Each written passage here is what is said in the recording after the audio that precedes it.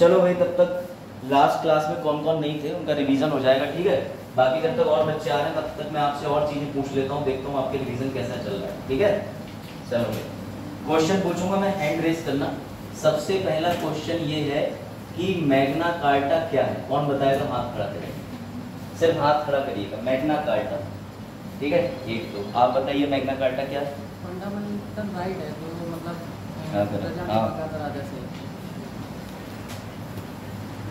Average भाई, battery down नहीं, उसका जो है क्या कहते हैं, स्टैंड ऊपर करो, गाड़ी न्यूट्रल करो, फिर स्टार्ट होगी। और उसका बोल सुनो, एक्स की स्पीड मत देके स्टार्ट करना, ऐसे ही स्टार्ट करो, एक्सीलेटर दो नहीं।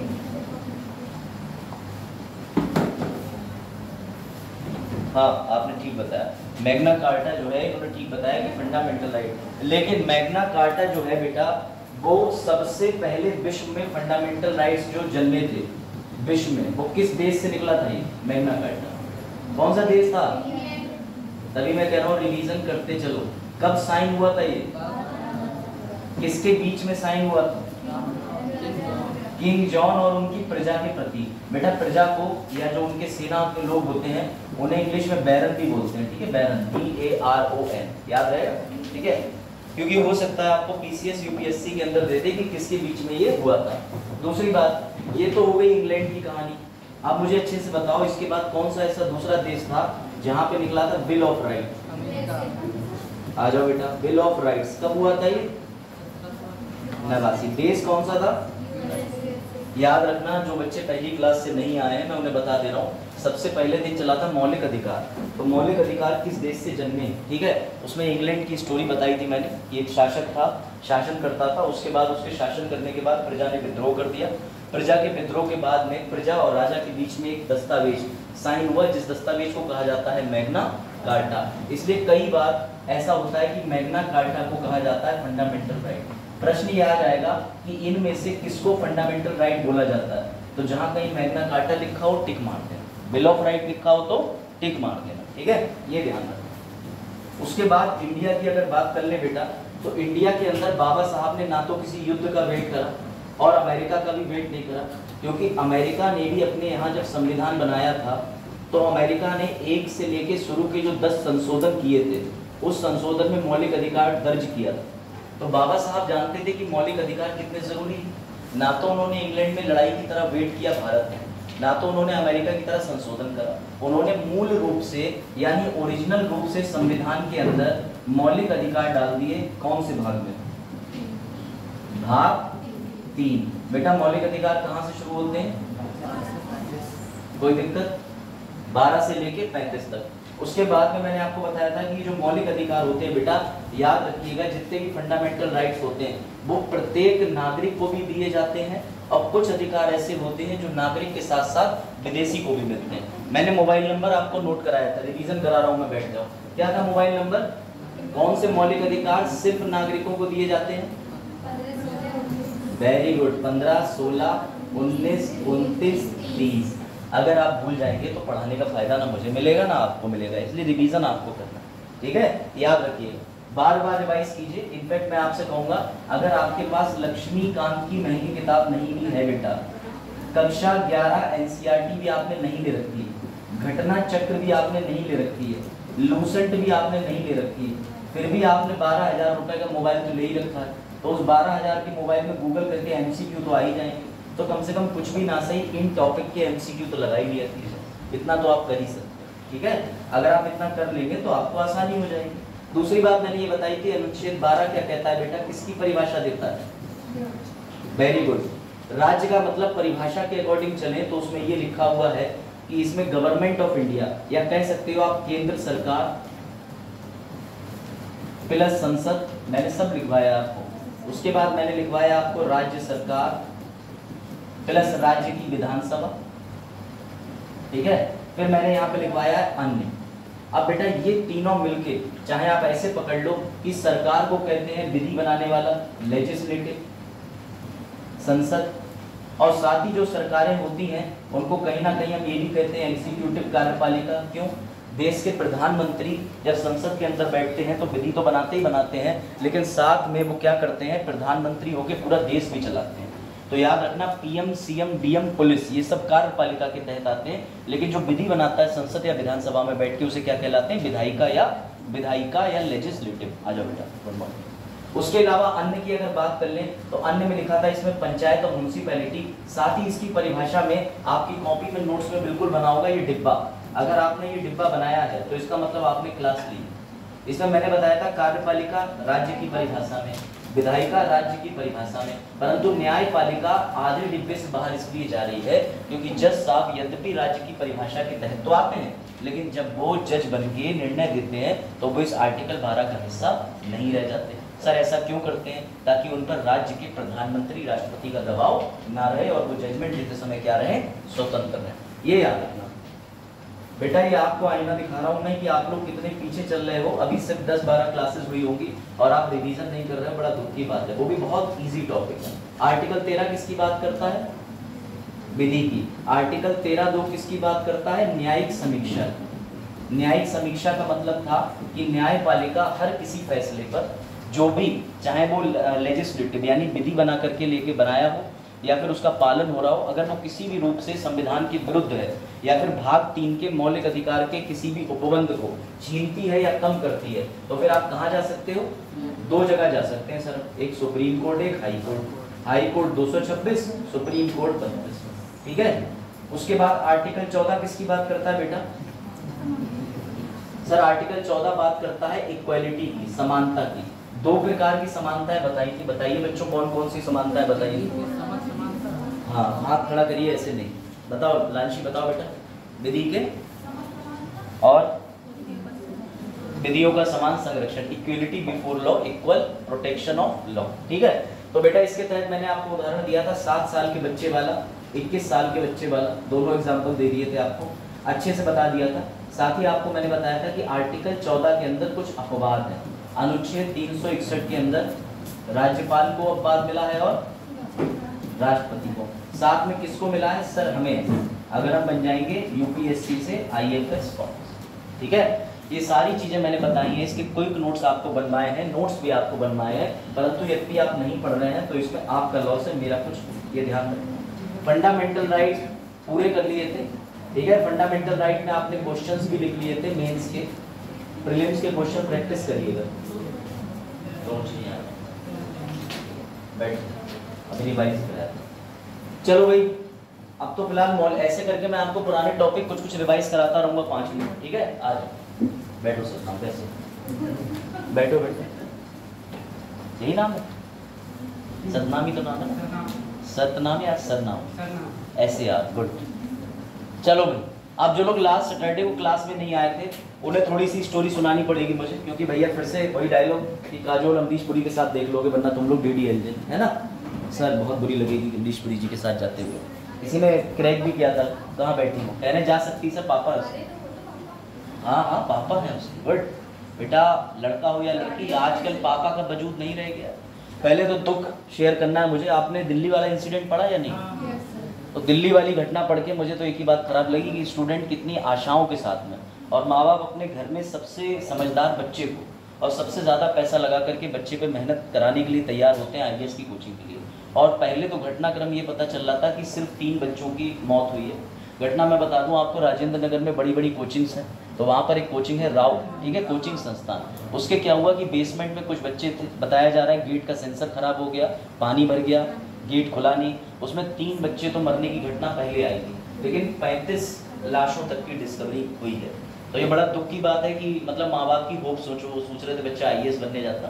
तो ध्यान रखिए अपना, आज के टाइम में कहीं भी मत चल दीजिए जब तक व्यवस्थाएं ना हो। और ये ध्यान रखिएगा कि अगर आप यहाँ भी कहीं रूम लेके रह रहे हैं या ऐसे भवन या बिल्डिंग में रह रहे हैं जो ठीक नहीं है, तो अपने लैंडलॉर्ड से बात करके उसको ठीक कराइएगा। परिस्थितियों से समझौता तब करिएगा जब परिस्थितियाँ आपके अनुकूल ना चलें, पर ऐसी भी नहीं कि ऐसी कोई दुर्घटना हो जाए। ठीक है, तो ये थोड़ा सा ध्यान देना। बड़ा दुख लगा मुझे ये देख के, कभी हम भी मुखर्जी नगर रहे हैं, राजेंद्र नगर रहे हैं, तो मैंने देखी स्थिति वहाँ पर क्या होती है। 5500 रुपये के टीन के डिब्बे में रहते थे, जितना बड़ा पान का खोखा होता है उससे जस्ट थोड़ा और बड़े में 5500 रुपये में मैं रहता था। तो वहाँ पर एक अलमीरा होता है और आप अपनी जो फोल्डिंग है उस फोल्डिंग को अगर डाल लेंगे तो फिर आपकी पढ़ाई नहीं होगी, अगर आप फोल्डिंग हटाएंगे तो टेबल लेकर के बैठ सकते हैं। तो ऐसे माहौल में हम लोगों ने पढ़ाई की। आ जाए, ठीक है। यह भी बात है जस्ट कोविड की बात की, जस्ट कोविड के समय पे मेरी वापसी हुई थी, मैं दिल्ली गया था। एक जानी मानी कोचिंग है, मैंने वहाँ से कोचिंग करी है, अच्छा एक्सपीरियंस रहा। उस समय ऐसा कुछ तो नहीं था, लेकिन ठीक है, हो जाता है। चलिए भाई, अब अभी हम लोग क्या पढ़ रहे थे बेटा, संसद हम लोग कवर कर रहे थे, ठीक है। ऑलमोस्ट संसद में मैंने काफ़ी चीज़ें बता दी।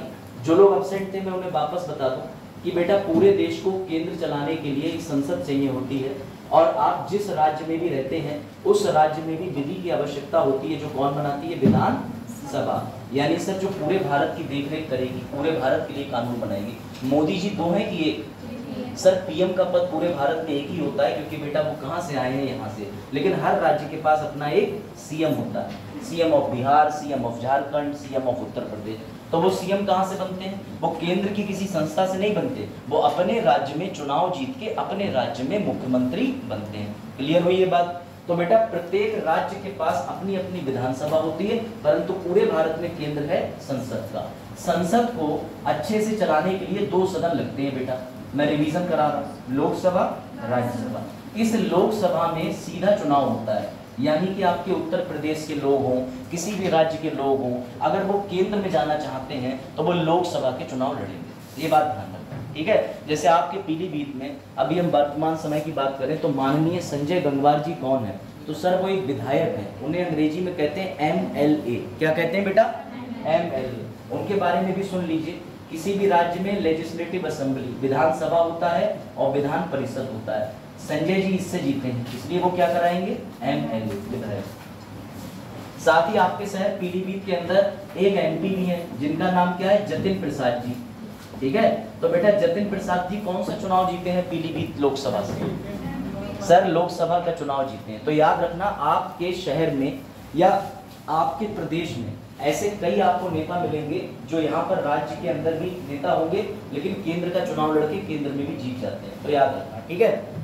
चलो भाई वापस ध्यान देना बच्चों, पूरे भारत को चलाने के लिए ये जो संसद होती है, पार्लियामेंट होता है, इसमें लोकसभा होती है और राज्यसभा। ये जो लोकसभा होती है बेटा, इसमें कितनी सीटें बची हैं? 550। सर पहले 552 हुआ करती थी, लेकिन संविधान में 104वां संविधान संशोधन कर दिया वर्ष 2020। इसके अंदर 2 सीटें कौन सी खत्म कर दी? एंग्लो भारतीय। उसके बाद सर इस 550 का भी अगर वर्गीकरण करें बेटा, तो इसमें 530 तो राज्यों से लोग लिए जाएंगे। सर केंद्र शासित प्रदेश कहाँ रहेगा? तो 20 लिए जाएंगे केंद्र शासित प्रदेशों से। यानी केंद्र के अंदर जो भी व्यक्ति चुनाव लड़ना चाहता है वो 550 सीटों पे चुनाव लड़ सकता है। ये बात समझ बेटा, उसको क्या बोलेंगे? MP। खैर, उसके बाद आ जाओ राज्यसभा पर। सर ये राज्यसभा क्या है? तो राज्यसभा लोकसभा के 2/1 होती है। 2/1 का मतलब कि लोकसभा में डबल होंगे तो राज्यसभा में उसके आधे ही लोग होते हैं, ठीक है। राज्यसभा में वर्तमान में कितनी सीटें अधिकतम भरी जा सकती हैं? इसमें से याद रखिएगा 238 आती हैं चुनाव से, लेकिन चुनाव के आगे ये जरूर लिख लीजिएगा, अप्रत्यक्ष चुनाव। राज्यसभा बड़ी कमाल की बात है, लोकसभा में सीधा चुनाव हो रहा है, और जो राज्यसभा है वहां पर इनडायरेक्ट इलेक्शन हो रहा है। यानी कि जो केंद्र है उसके दोनों सदन में हमें बड़ा प्यारी चीज देखने को मिलती है कि हमारे पास ऐसे सदस्य भी हैं जो जनता का प्रतिनिधित्व करके भी आ रहे हैं अप्रत्यक्ष चुनाव से, और ऐसा भी एक सदन है जिसमें हम लोगों को डायरेक्टली बुलाते हैं। ऐसा हम क्यों करते हैं? ताकि केंद्र के अंदर जब भी हम कोई विधि बनाए तो सीधे सीधे तौर पर भी लोग हों और उनके प्रतिनिधि भी राज्यसभा के अंदर बैठे हों। तो हम दोनों सिस्टम फॉलो करते हैं। फिर मैंने बताया राज्यसभा के अंदर 238 आते हैं अप्रत्यक्ष चुनाव से, और 12 लोगों को कौन नामांकित करता है? जो लोग सैटरडे को नहीं आए हैं वो थोड़ा कम समझेंगे, लेकिन कोई नहीं समझे।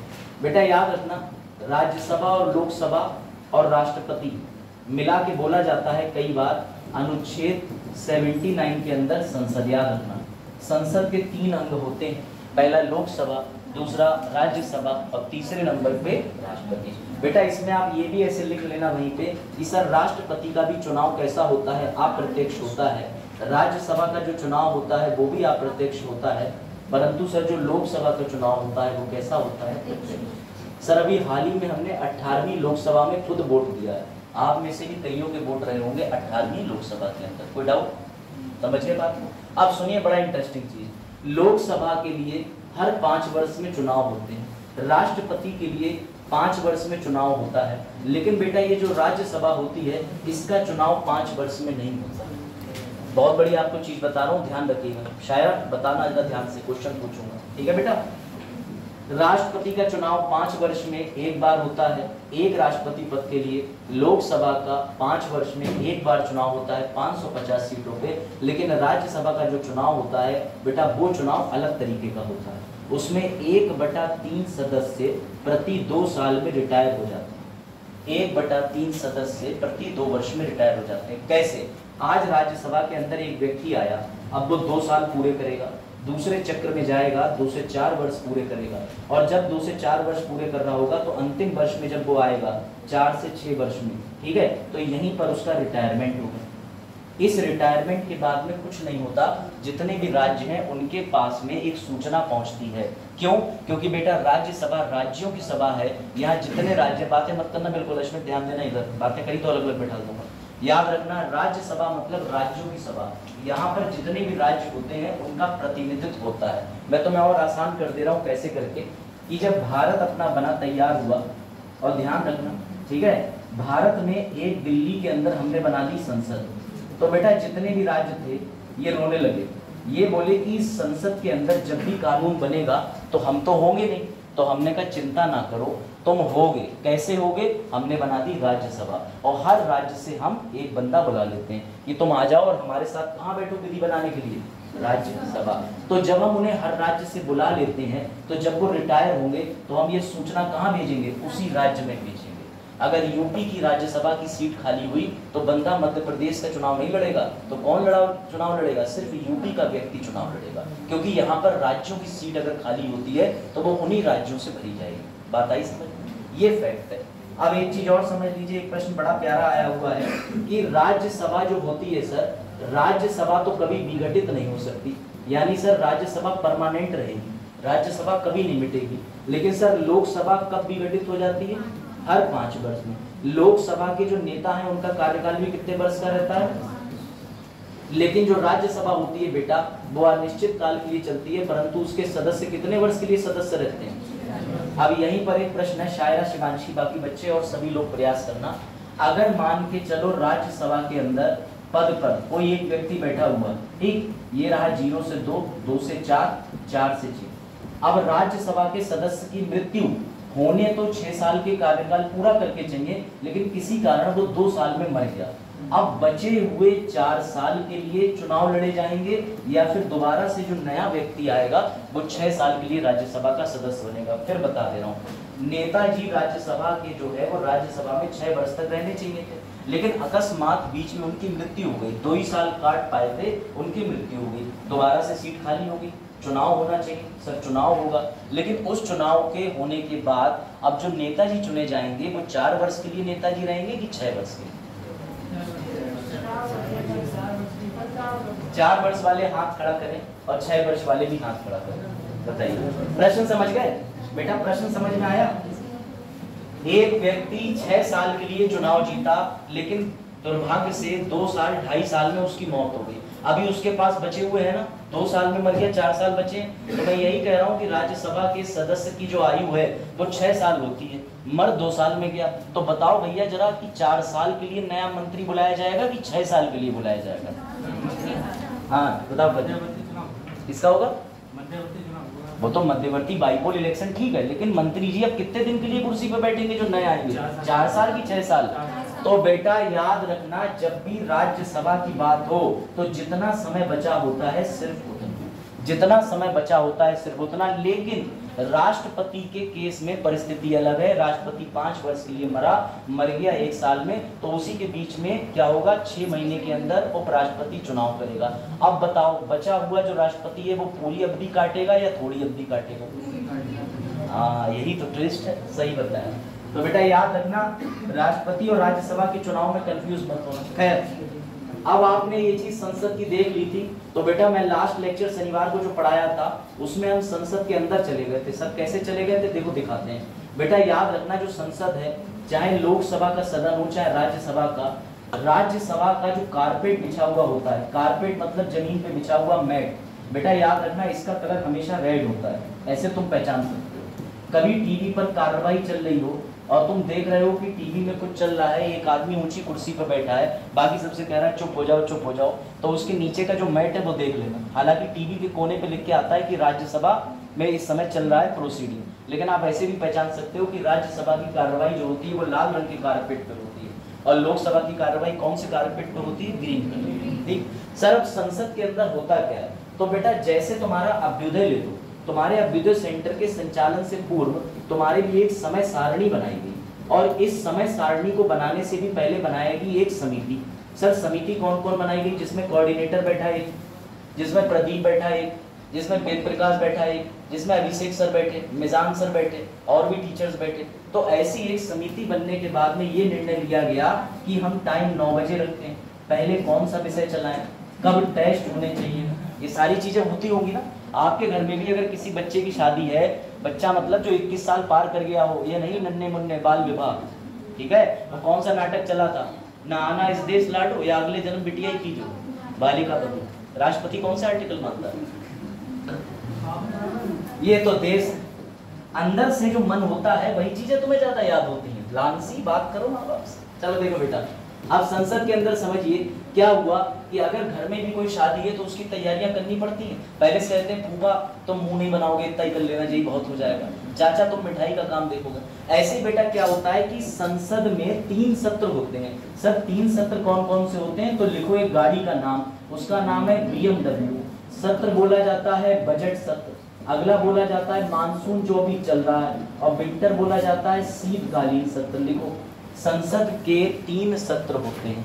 संसद के जो लोग लिख चुके हैं वो ना लिखें, सैटरडे होते हैं, इन्होंने नहीं लिखा जो नए हैं वो लिख लें कि संसद के प्रायः 3 सत्र होते हैं। और इसमें बेटा जो बजट सत्र होता है, इसके आगे आप महीना भी लिख सकते हो। बजट सत्र चलता है फरवरी से मई।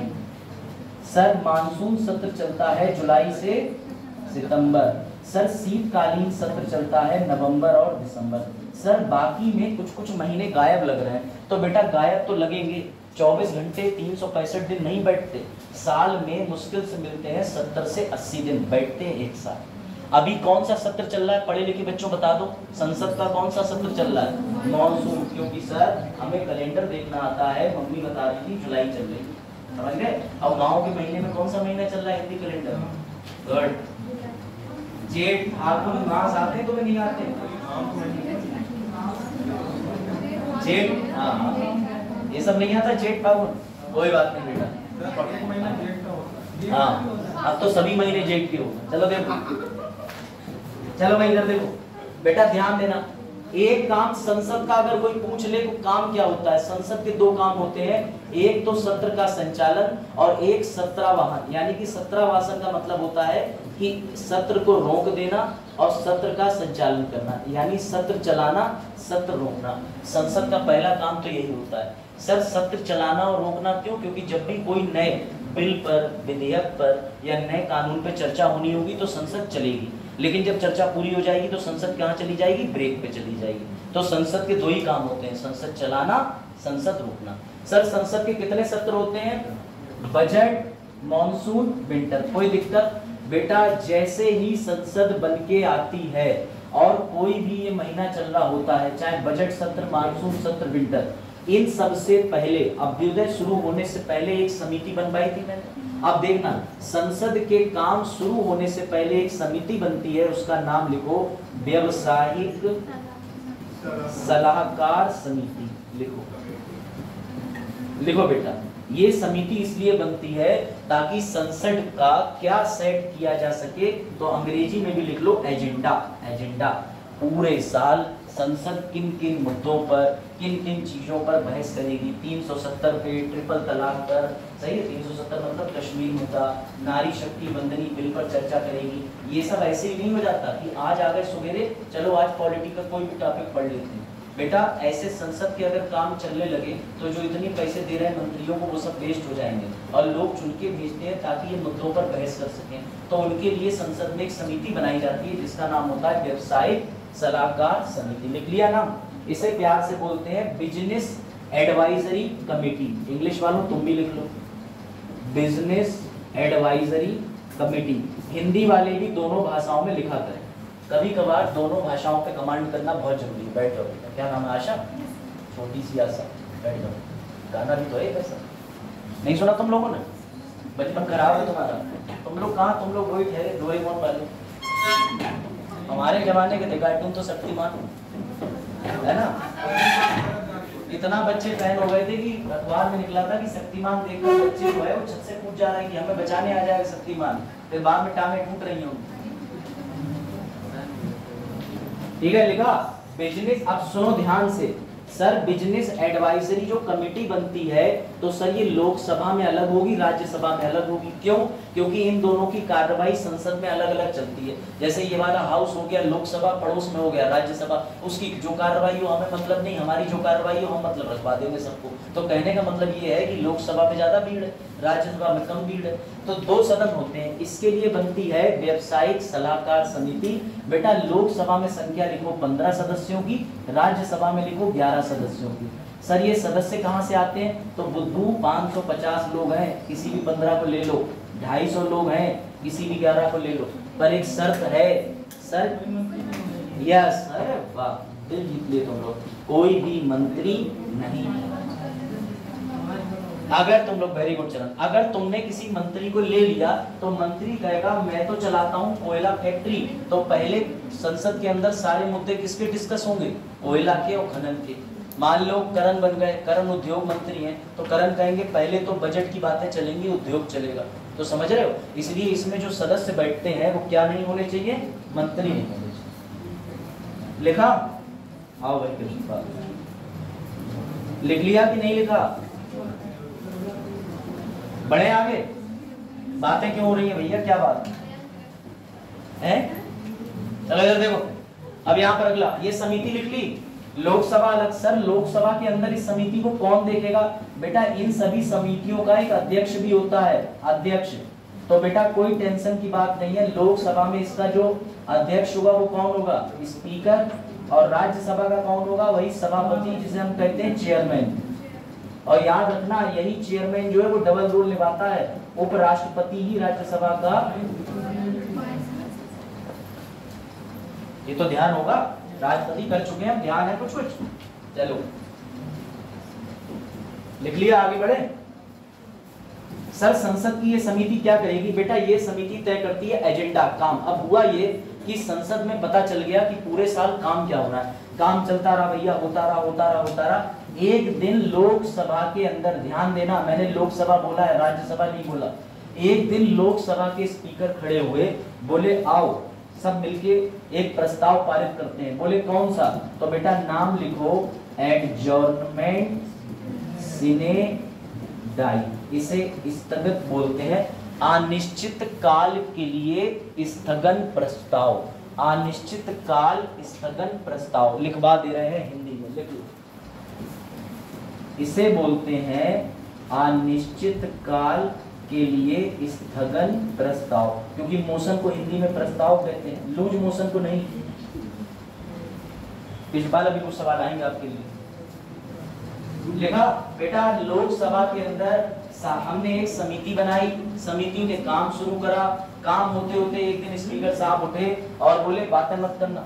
बोले भैया स्पीकर साहब ने कहा कि आज हम सब पारित करते हैं एडजॉर्नमेंट सिने डाई, लेकिन स्पीकर के पास इतनी शक्ति नहीं है कि वो चलते हुए सत्र को रोक दे। वो इस प्रस्ताव को किसके पास भिजवाएंगे? बताओ शिवांशी। राष्ट्रपति के पास। और राष्ट्रपति प्रस्ताव पढ़ के उन्हें भेजेगा रिप्लाई। जैसे रात के 11 बजे तुमने लिख दिया और क्या कर रही है, उधर से लिख के आया सो जा नासपीटे, तो इसका अर्थ ये है कि मतलब तुम्हें सोना ही सोना है। उसके बाद राष्ट्रपति का रिप्लाई आ जाता है, समझ गए? और ऐसा नहीं आता मैसेज, तो बहन लोगों को मैसेज मत करा करो रात में, देखो इधर तो और ज्यादा खतरनाक मैसेज आएंगे, पढ़ नहीं रहे। तो बेटा राष्ट्रपति जो है वो रिप्लाई करता है किसको? वापस से स्पीकर को। और जैसे ही राष्ट्रपति का एक उसको प्रत्युत्तर मिल जाता है, रिप्लाई मिलता है, मुबारक को स्पीकर कहता है कि अब हमने इस सत्र में पूरा काम कर लिया, चलो सब भैया लोग चलते हैं छुट्टी पे। शुरू हो जाती है संसद की छुट्टी, यानी संसद के सत्र को शुरू करने के लिए क्या लगता है? बिजनेस एडवाइजरी कमेटी, और रोकने के लिए क्या लगता है? एडजॉर्नमेंट सिने डाई। लेकिन अब हम दोबारा कब मिलेंगे इसका पता ना तो राष्ट्रपति को है ना तो स्पीकर को है, इसलिए इस प्रस्ताव पर कभी भी याद रखना डेट नहीं डाली जाती है, ये याद रखना। लिखते चलो। ये सारी इंपॉर्टेंट चीजें हैं संसद की अभी तुम्हें फिर से बताना पड़ेगा, तारांकित अतारांकित, क्लास मार लेती है छुट्टी, छुट्टी मत मारा करो, ठीक है? लिख लाए हो, गुड। चरण पहले से काफी तेज हो गया, तुम्हारा प्रोसेसर अपडेट हुआ था, एंड्रॉइड 15 तक पहुंच गए लग रहा। लिखा आपने, गुड, ऐसे ही नोट बन गए। हाँ भाई, BMW फास्ट जाती है, गुड, लिख लिया। तो तुमने इसी तरीके से एक ये पूरा कर लिया। अब सुनो ध्यान से, याद रखना एडजॉर्नमेंट सिने डाई के आगे एक चीज और लिख लो, ये सिर्फ लोकसभा में ही होता है, राज्यसभा को विज्ञापन से कोई मतलब नहीं। वो कहता है हम हमेशा जिंदा बैठे रहेंगे, हमें ना छुट्टी जाना ना कुछ में जाना, सत्र चले चलने दो, हमारी बहसें चलती रहेंगी, BMW भी चलती रहेगी, उसके बाद भी कुछ चलता रहेगा। बात आई समझ में? तो इसीलिए एडजॉर्नमेंट सिने डाई सिर्फ लोकसभा में होता है, राज्यसभा में अनिश्चित काल का स्थगन प्रस्ताव कभी पारित नहीं होता। प्रश्न बनेगा यूपीएससी का, लिख देंगे एडजॉर्नमेंट सिने डाई संसद के दोनों सदन में पारित किया जाता है, केवल लोकसभा में, केवल राज्यसभा में या निम्न में से कोई नहीं। तो किस पर टिक मानना है? केवल लोकसभा, समझ गए? अब लिखो। तो भाई स्मृति ने कहा सर संसद चलती कैसे? तो मैंने कहा बेटा संसद कहीं नहीं जाती, संसद वहीं रहती है, लोग चलाते हैं। तो स्मृति ने बड़ी मासूमियत से पूछा सर शिफ्टें लिख लेंगे? शिफ्टें? हमने कहा हाँ बेटा शिफ्ट चलती हैं, लिख लो। संसद 2 चरण में काम करती है, 2 शिफ्ट में काम करती है, शिफ्ट 1 शिफ्ट 2। सर संसद के अंदर 2 शिफ्टें लगती हैं? हाँ बेटा, मजदूरों वाली शिफ्टें नहीं कि मॉर्निंग की अलग नाइट की अलग। देखो इनकी शिफ्टें कितनी मजेदार होती हैं बेटा। ये लोग काम करते हैं 11 बजे से लेके 1 बजे तक, 2 बजे से लेके 5 और 6, 5 और 6। सर आपने 2 टाइम क्यों लिखे सर? क्योंकि बेटा लोकसभा में लोग ज्यादा तो समय ज्यादा, राज्यसभा में लोग कम तो भैया कार्य कम। तो लिख लो कि संसद शुरू होती है 11 बजे से और कितने बजे तक काम करती है? सर अधिकतम 6 बजे से। क्या ये समय घटाया, बढ़ाया, बदला, छोटा मोटा किया जा सकता है? सर बिल्कुल किया जा सकता है। सर ये लिखा कहाँ पर है? तो इसके लिए विधि का नाम है ROPCOB 1951। हिंदी में क्या बोलते हैं इसको? वेरी गुड, प्रक्रिया एवं याद रखना संचालन नियम, नियम नियम नियम। इंग्लिश में भी नाम लिख दे रहा हूं, आसानी हो जाएगी। इसे बोलते हैं rules of procedure and conduct माने संचालन, कंडक्ट ऑफ बिजनेस, ठीक है बेटा। यहाँ कहीं एक्ट नहीं लिखा है, यहाँ क्या लिखा है? रूल। और रूल को हिंदी में क्या कहते हैं? नियम। तो ये रहा, इसके अनुसार संसद का समय तय होता है, इसके अनुसार संसद में फेरबदल समय का किया जा सकता है, ठीक है? ये चीज समझ में आई? अब कृष्णपाल जी बताएंगे, बाकी कोई बच्चा हाथ खड़ा कर सकता है। संसद में सुबह के 11 बजे प्रोसीडिंग शुरू हुई, बेटा याद रखना 1 बजे तक चलेगी, बीच में विज्ञापन मिलेगा, भोजन का टाइम मिलेगा जिसे लंच कहते हैं, उसके बाद 2 बजे सब वापस आ जाएंगे, फिर 5 बजे या 6 बजे तक बैठेंगे।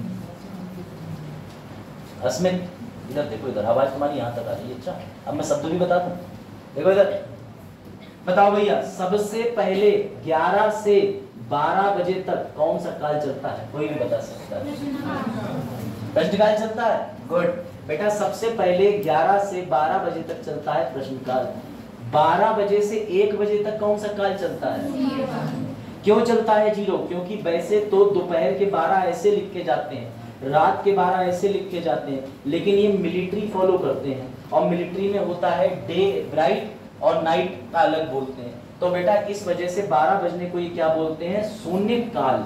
अब जान के तुम्हें ताज्जुब होगा, पहले शून्य काल की अवधि कम थी, लेकिन हमारे जब से 2014 में सरकार बदली है तब से शून्य काल की अवधि 12 से 1 में शिफ्ट कर दी। कभी 11 से 12 में भी कर सकते हैं, हो सकता है शून्य काल उठा के इधर ले जाएं, इस पर कोई रोक टोक नहीं है। संसद को जैसा अच्छा लगेगा संसद वैसा करेगी। सर ये शून्य काल हो गया, ये प्रश्न काल हो गया, और ये 2 से 5 का टाइम क्या हो गया? उसे समझने से पहले थोड़ा इसे समझ लेते हैं, ठीक है? वापस से लिख लो। सर सबसे पहला आपने बताया प्रश्न काल। प्रश्न काल कितने बजे चलता है? 11 से 12 PM। ये 1 घंटे का होता है बच्चों, और 12 बजे से शुरू हो जाता है 1 PM तक शून्य काल। अब देखो प्रश्न काल के नीचे हेडिंग डालो, मैं बहुत ज्यादा डिटेल नहीं बताऊंगा लेकिन बता दे रहा हूं। लिखो तारांकित प्रश्न, ठीक है? इसमें तारा बना लेना ये, और इंग्लिश वाले लिख सकते हैं स्टार्ट क्वेश्चन। क्योंकि मैंने इस पे पूरा 1.5 घंटे का लेक्चर खराब किया है, तो भैया अब मेरी जिम्मेदारी है कि मैं थोड़ा सा बता के जाऊँ, पूरा ना रिपीट कराऊँ। आप लोग सैटरडे को नहीं आए, ये गलती है आपकी। मैं तो आ जाता हूँ पैसे के लालच में, ठीक है। चलो भाई, अनस्टार्ट क्वेश्चन, ठीक है। तीसरा आ जाता है अल्प सूचना, अल्प सूचना प्रश्न, जिसे कहते हैं शॉर्ट नोटिस क्वेश्चन। बेटा ये सब एक बार रिवाइज करा दे रहा हूँ, मैंने सब लिखवा दिए, चिंता की कोई बात नहीं, एक बार फिर बता दूँ। क्या फॉर्मूला, क्या चीज चरण, क्या हुआ? मोर्टीन दूध में नहीं मिलाते हैं, बॉर्नवीटा मिलाते हैं। देखो इधर, ये बॉर्नवीटा जमा करके घर पे लगा देते हैं मच्छर भगाने के लिए, और मोर्टीन मिला लेते हैं। देखो इधर। तो बेटा याद रखना, ये जो सन ने स्टार बनाया है, जो कि स्टार लग भी नहीं रहा बेटा, इसे ऐसे ये स्टार वाला आता है ना, ये वाला निशान, ये इसे तारांकित बोलते हैं। इसका कोई निशान नहीं होता, अल्प सूचना का नहीं होता। सुनो, इनको मैं बड़ा अच्छे से डिफाइन कर चुका हूं, फिर भी मैं डिफाइन कर दे रहा हूं एक बार वापस से। एक दिन राहुल गांधी जी, ठीक है, मिनिस्टर ऑफ डिफेंस के पास गए। मिनिस्टर, मंत्रियों की कैप लगी होती है ना सर, ऐसी वाली नहीं, वो ऐसे वाली होती है सर, कोई बात नहीं बेटा। ये रहे Rajnath Singh, minister of defence. Rahul Gandhi इनके पास जाके कहते हैं कि मेरे को सवाल पूछना है। तो बेटा स्पीकर डांट के भगा देता है, ऐसे थोड़ी ना होता है। तुम्हें सवाल पूछना है तो तुम प्रक्रिया से पूछो, प्रोसेस से पूछो। तो राहुल गांधी कहते हैं कैसे सवाल पूछूं? तो बेटा इनके बीच में ऊंची कुर्सी पर बैठे हुए हैं बिरला जी, ये रहे बिरला जी सदन में बैठे, इनके पास 2 गार्ड खड़े होते हैं, ठीक है। तो ये राहुल गांधी डायरेक्टली सवाल मंत्री से नहीं पूछेंगे। अगर डायरेक्टली मंत्री से पूछने लगे तो हो गया काम। राहुल गांधी जी स्पीकर महोदय के पास जाएंगे और इनसे जाके कहेंगे सर मुझे मंत्री जी से एक मौखिक उत्तर चाहिए। मौखिक मतलब सभा में सबके बीच खड़े होके। तो स्पीकर कहेगा ये लो, ये पन्ना ले जाओ। राहुल गांधी उस पन्ने का जो कलर है ध्यान से देखेंगे कैसा होगा, हरा। राहुल गांधी देखेंगे उस पे क्या बना है, स्टार। राहुल गांधी इस पन्ने को ले जाएंगे, इस पे एक क्वेश्चन लिख लेंगे। एक सांसद एक क्वेश्चन, बहुत सारे लोग अधिकतम 20 क्वेश्चन। राहुल गांधी जी ने एक क्वेश्चन लिख लिया, इस क्वेश्चन को ले जाके स्पीकर को दे देंगे। स्पीकर उस क्वेश्चन को ले जाके दे देगा मंत्री जी के पास। मंत्री जी के पास होते हो तुम लोग, अपने सचिव होते हैं। बेटा सचिव जवाब को तैयार करेगा। सर मंत्री जी जवाब क्या तुरंत तैयार कर लेंगे? नहीं बेटा, मंत्री जी को यहाँ पर मिलेंगे 15 दिन, और 15 दिन के बाद वापस मंत्री जी स्पीकर को जवाब देंगे। सब कुछ स्पीकर से हो रहा है, प्रश्न जा रहा है, प्रश्न का उत्तर भी स्पीकर के पास जा रहा है। अब स्पीकर एक तारीख नियत कर देंगे कि राहुल गांधी या जिस तारीख को हमारे राजनाथ सिंह जी जो है वो तुम्हारा उत्तर देंगे। तो राजनाथ सिंह जी उस दिन आएंगे, राहुल गांधी भी आएंगे और मंत्री जी उत्तर पढ़ना शुरू करेंगे। याद रखना, जैसे ही मंत्री जी उत्तर पढ़ेंगे, अब राहुल गांधी तो प्रश्न पहले ही पूछ चुके, लेकिन जैसे ही इनका उत्तर आएगा उसी उत्तर के विरोध में 2 लोग 2 पूरक प्रश्न पूछ सकते हैं। पूरक प्रश्न, 2 पूरक प्रश्न पूछ सकते हैं राजनाथ सिंह मंत्री जी से। किसके संबंध में? उसी संबंध में। जैसे राहुल गांधी जी को प्रश्न पूछना था कि राफेल विमान क्यों खरीदे, MiG-21 क्या बेकार थे, F-25 बेकार थे। तो राजनाथ सिंह खड़े होकर जवाब दे रहे होंगे, क्योंकि जवाब कैसे मांगा है, मौखिक। और हरा प्रश्न होगा, यानी हरा पेपर होगा, तारा बना हुआ पेपर होगा, तो मंत्री को उत्तर किस भाषा में देना है, ओरली देना, मौखिक। तब उस बीच में कोई भी 2 लोग खड़े होकर संसद में और भी 2 प्रश्न राफेल विमान पर दाग सकते हैं। इसीलिए मैंने आपको बताया था कि ग्रीन वाले टेबल दिखा देता हूँ। टेबल, ये लो टेबल सभी बच्चों ने बनाई है जो सैटरडे को आए थे। बाकी बच्चे जो रह गए उन्हें टेबल दिखाना बहुत जरूरी है। लो भैया टेबल देखो तुम लोग।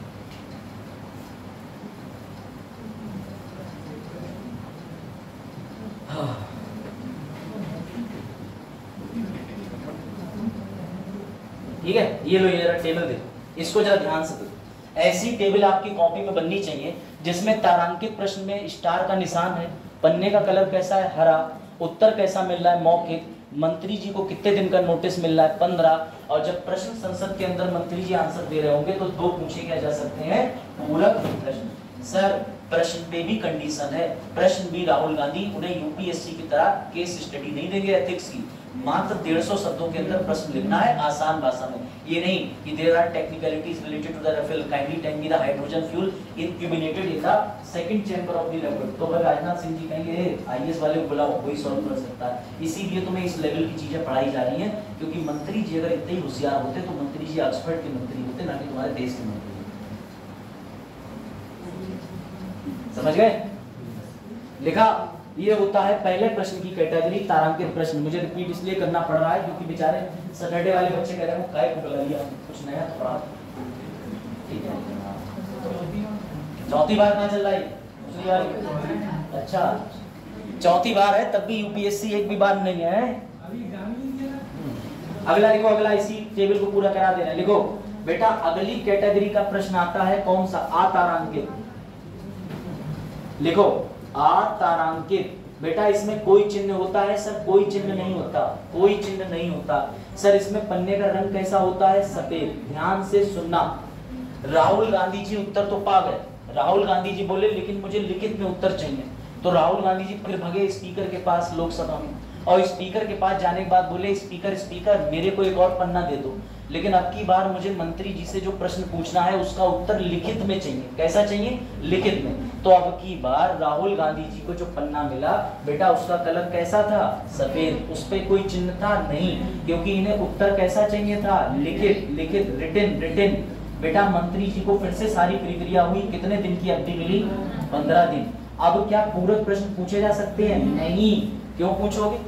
जब मंत्री जी लिखित में उत्तर दे रहे हैं तो दूसरे मंत्री को क्या पता चल रहा क्या लिख के दे रहे हैं? पूरक प्रश्न कैसे पूछ सकते हो? तो बेटा इस टेबल में ये चीजें डालो, एंट्री बनाओ। बनाइए एंट्री, बना ली। अब तीसरी कैटेगरी का एक और प्रश्न होता है भैया, वो भी लिख लो। बताओ भाई शनिवार वाले बच्चों, तीसरी कैटेगरी। अरे लिखो अल्प सूचना प्रश्न, शॉर्ट नोटिस क्वेश्चन। बेटा सुनो ध्यान से, कोई निशान होता है सर? नहीं होता। सर इसका रंग कैसा होता है? तो सुनो, अब राहुल गांधी जी दोबारा गए, इसमें ध्यान देना, राहुल गांधी जी दोबारा गए स्पीकर के पास और बोले अब की बार मुझे 15 दिन का लफड़ा नहीं चाहिए, मुझे प्रश्न का उत्तर चाहिए तत्काल। बोले ही तत्काल तो उत्तर किसी चीज का नहीं मिलता, तत्काल तो उत्तर लड़की वाले नहीं देते, लड़का देखने के बाद लड़का नहीं देता, और तुम्हें तत्काल उत्तर दे दे। तो उन्होंने राहुल गांधी जी से कहा कि इतना कर सकते हैं कि तुम्हारे 15 दिन की अवधि को 10 दिन में बदल सकते हैं, और दूसरी बात यह कि मंत्री जी लिखेंगे तो बहुत समय लगेगा, तो उत्तर मंत्री जी से कैसे दिलवा सकते हैं? मौखिक। लेकिन रंग किस कलर का होगा? बेटा पिंक। तो अल्प सूचना प्रश्न का रंग होगा पिंक, कोई निशान नहीं होगा, उत्तर मौखिक मिलेगा, मंत्री जी को 10 दिन मिलेंगे, और पूरक प्रश्न हाँ, क्योंकि जब जब मौखिक तरीके से मंत्री जी संसद में कुछ भी बकेंगे तो बेटा उसके विरोध में या उसके अगेंस्ट में या फेवर में 2 प्रश्न पूछे जा सकते।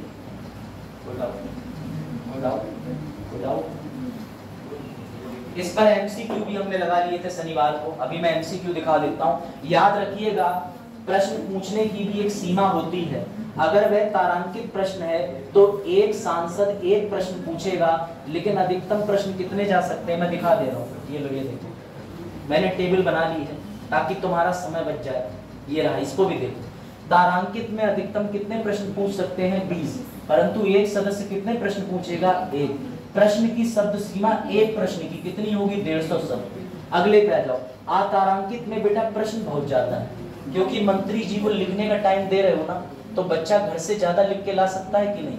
तो ज्यादा प्रश्न कितने हो सकते हैं? 200। एक मंत्री अधिकतम कितने पूछ सकता है? 4 से 5, परंतु शब्द सीमा 150 प्रश्न पूछने की, उत्तर लंबा हो सकता है। अल्प सूचना में कोई निर्धारित नहीं, कोई निर्धारित नहीं, परंतु शब्द का 150। सर ये हमें याद नहीं हो रहा, बेटा भी याद होगा। देखो कैसे याद होता है, ऐसे याद होता है जब तुम इनके प्रश्न लगाओगे। लो भाई, ये लो कृष्णपाल जी बताएं, बाकी बच्चे भी हाथ खड़ा करके बता सकते हैं, डायरेक्ट उत्तर मत देना। जो प्रश्न लगा चुके हैं वो तो पता ही उत्तर ना है ना। हाँ, ऊपर लिखा है तारांकित। तारांकित प्रति कृष्णपाल के दिमाग में आ गया। ग्रीन पेपर, 1 सवाल, उत्तर मौखिक, 2 इसके पूरक प्रश्न और 150 शब्द। तो इसके लिए मौखिक उत्तर की आवश्यकता होती है। तो कृष्णपाल ने कहा हाँ, पूरक प्रश्न पूछे जा सकते हैं। हाँ, तो पहला पॉइंट सही दिख रहा है? पलक पहला पॉइंट कैसा लग रहा है? सर पहला तो कतई सही है, जो कतई सही हो गया। यह वह है जो 10 दिन का नोटिस देकर मांगा जाता है? नहीं सर, ये तारांकित प्रश्न है, इसमें कितने दिन मिल रहे थे, तो इसमें क्या सही होगा?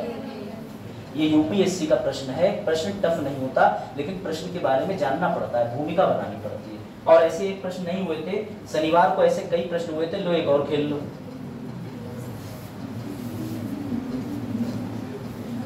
खेलो बताओ। और यही प्रश्न तुम्हें भी घर पे जाके अलग अलग सोर्सेस के माध्यम से पुनः बार बार लगाने हैं। देखो याद रखना, अगर धनुष बाण चलाने वाला एक ही दिन में सीख के परफेक्ट निशाना लगा के चला जाए तो अगली बार धनुष कैसे पकड़ते हैं ये भी नहीं आएगा। वही तुम समझो गांव में थे, थामने की तमीज नहीं। चलो देखो इधर, 30 तारांकित प्रश्न की अनुमति है क्या? सर नहीं। कितने की अधिकतम? 20। बेटा प्रत्येक शब्द की सीमा कितनी है? एमसीक्यू सॉल्व करो सब लोग, बताओ भाई। याद रखना इसकी सीमा जो होती है बेटा 20 अधिकतम प्रश्नों की सीमा होती है तारांकित में। तो सर ये तो गलत हो गया, और 250 वर्ड तो हमने कभी नहीं सुना, 150। इसका उत्तर हो जाएगा ना तो पहला ना तो दूसरा।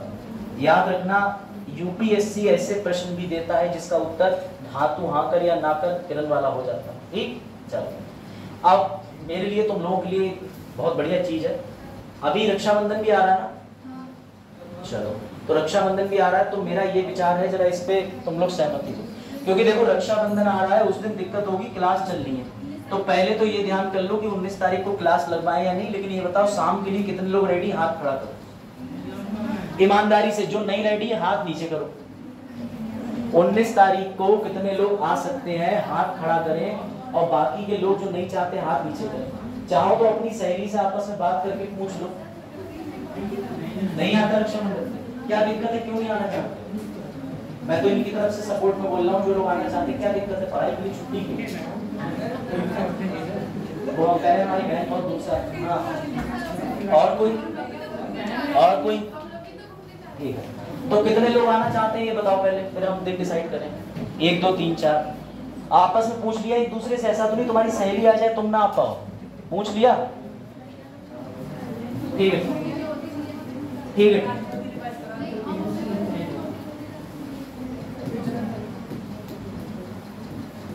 प्रश्नकाल हो गया, शून्यकाल हो गया। बेटा तुम्हें पता है ऐसे कोई छुट्टी नहीं होने वाली। मैं तुम्हें बेवकूफ बना रहा था पर सर क्यों? क्योंकि अभी तुमने 3 चीजें करी। सर क्या करी? एक तो तुमने आपस में डिबेट करा, दूसरा तुमने डिस्कस करा, और तीसरा तुमने वोटिंग करा। मुबारक हो, तुमने संसद का तीसरा काम कर लिया जिसे कहते हैं प्रस्ताव पारित करना, जो कि 2 से 5 बजे होता है, 2 से 6 बजे होता है। आया मजा? समझे इस बात को? इसे ही कहते हैं संसद में 2 से 6 बजे के बीच में यही खिचड़ी पकती है। उसमें यही कहा जाता है कि बताओ राफेल विमान खरीदना चाह रहा है, तो जो तर्क में होते हैं वो हाथ खड़ा करके तर्क में देते हैं। डिबेट होता है, डिस्कशन होता है, वोटिंग होती है। लेकिन याद रखना जो भी लोग डिबेट डिस्कशन करते हैं वो अंत में अपना वोट देते हैं। यही 3 काम होते हैं संसद के अंदर, 2 बजे से लेकर 5 बजे तक राज्यसभा में, और 2 बजे से लेकर 6 बजे तक लोकसभा में। अब बताओ यहाँ तक कोई दिक्कत हो तो बताओ, समय तुम समझ कोई दिक्कत? यहाँ तक कोई दिक्कत? अभी हम समझेंगे कि संसद में बिल कैसे पढ़े जाते हैं, मंत्री जी कैसे बिल पढ़ते हैं, लेकिन उससे पहले मैं तुम्हें प्रस्ताव के प्रकार बताऊंगा ताकि तुम्हें मजा आए। सर संसद के अंदर प्रस्ताव जो है वो लाए जाते हैं कितने बजे तक? 2 से 5 या 2 से 6। लेकिन ये प्रस्ताव के भी बेटा प्रकार होते हैं। क्या होते हैं? ऐसे ही कोई प्रस्ताव नहीं ले आते, संसद के अंदर प्रस्ताव लाया जाता है। क्यों? संसद विधि बनाती है। और बेटा याद रखना प्रस्ताव पर जब चर्चा होती है, डिस्कशन होता है, वोट होती है, तो बाद में उसी विधेयक को किसमें परिवर्तित कर देते हैं? अधिनियम में। चलो मैं समझाता हूँ प्रैक्टिकल, तब मजा आएगा। आओ भैया, तो ऐसा कुछ नहीं हो रहा 19 छुट्टी है, छुट्टी ठीक है, आ जाओ कहीं। बोले संडे तो कह दीजिए। जरा एक बार इसको पढ़ लो परिभाषा को, शायद तुम अच्छे से समझ जाओ। पढ़ो।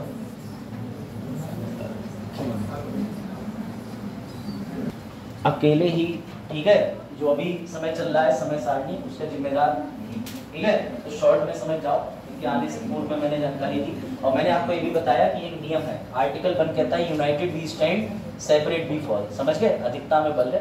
आपने कहानी तो सुनी होगी ना, 5 भाई थे आपस में, एक साथ कोई नहीं हरा पाता था, एक एक को सबको कर दिया। तो ये संकेत है। लेकिन खैर कुछ लोग ऐसे होते हैं जो अकेले ही मुट्ठी बराबर होते हैं, ठीक है, तो याद रखना। चलो भाई इसे पढ़ो, अभी और चर्चा भी करेंगे, ज्यादा चर्चा नहीं कर सकते।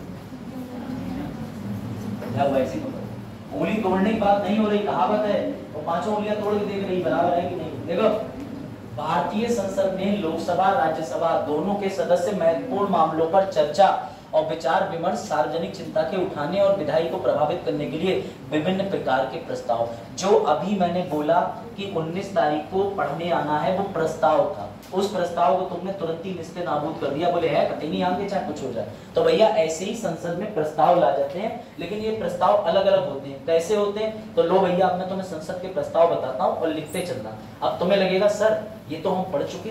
पहले प्रस्ताव का नाम है अनिश्चित काल स्थगन प्रस्ताव। कह दो ये तुम्हें नहीं पता,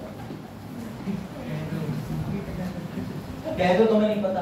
एक संसदीय समितियां और एक प्रस्ताव, मैं तुम्हें पूरे पूरे पॉलिटी कोर्स में पढ़ाऊंगा।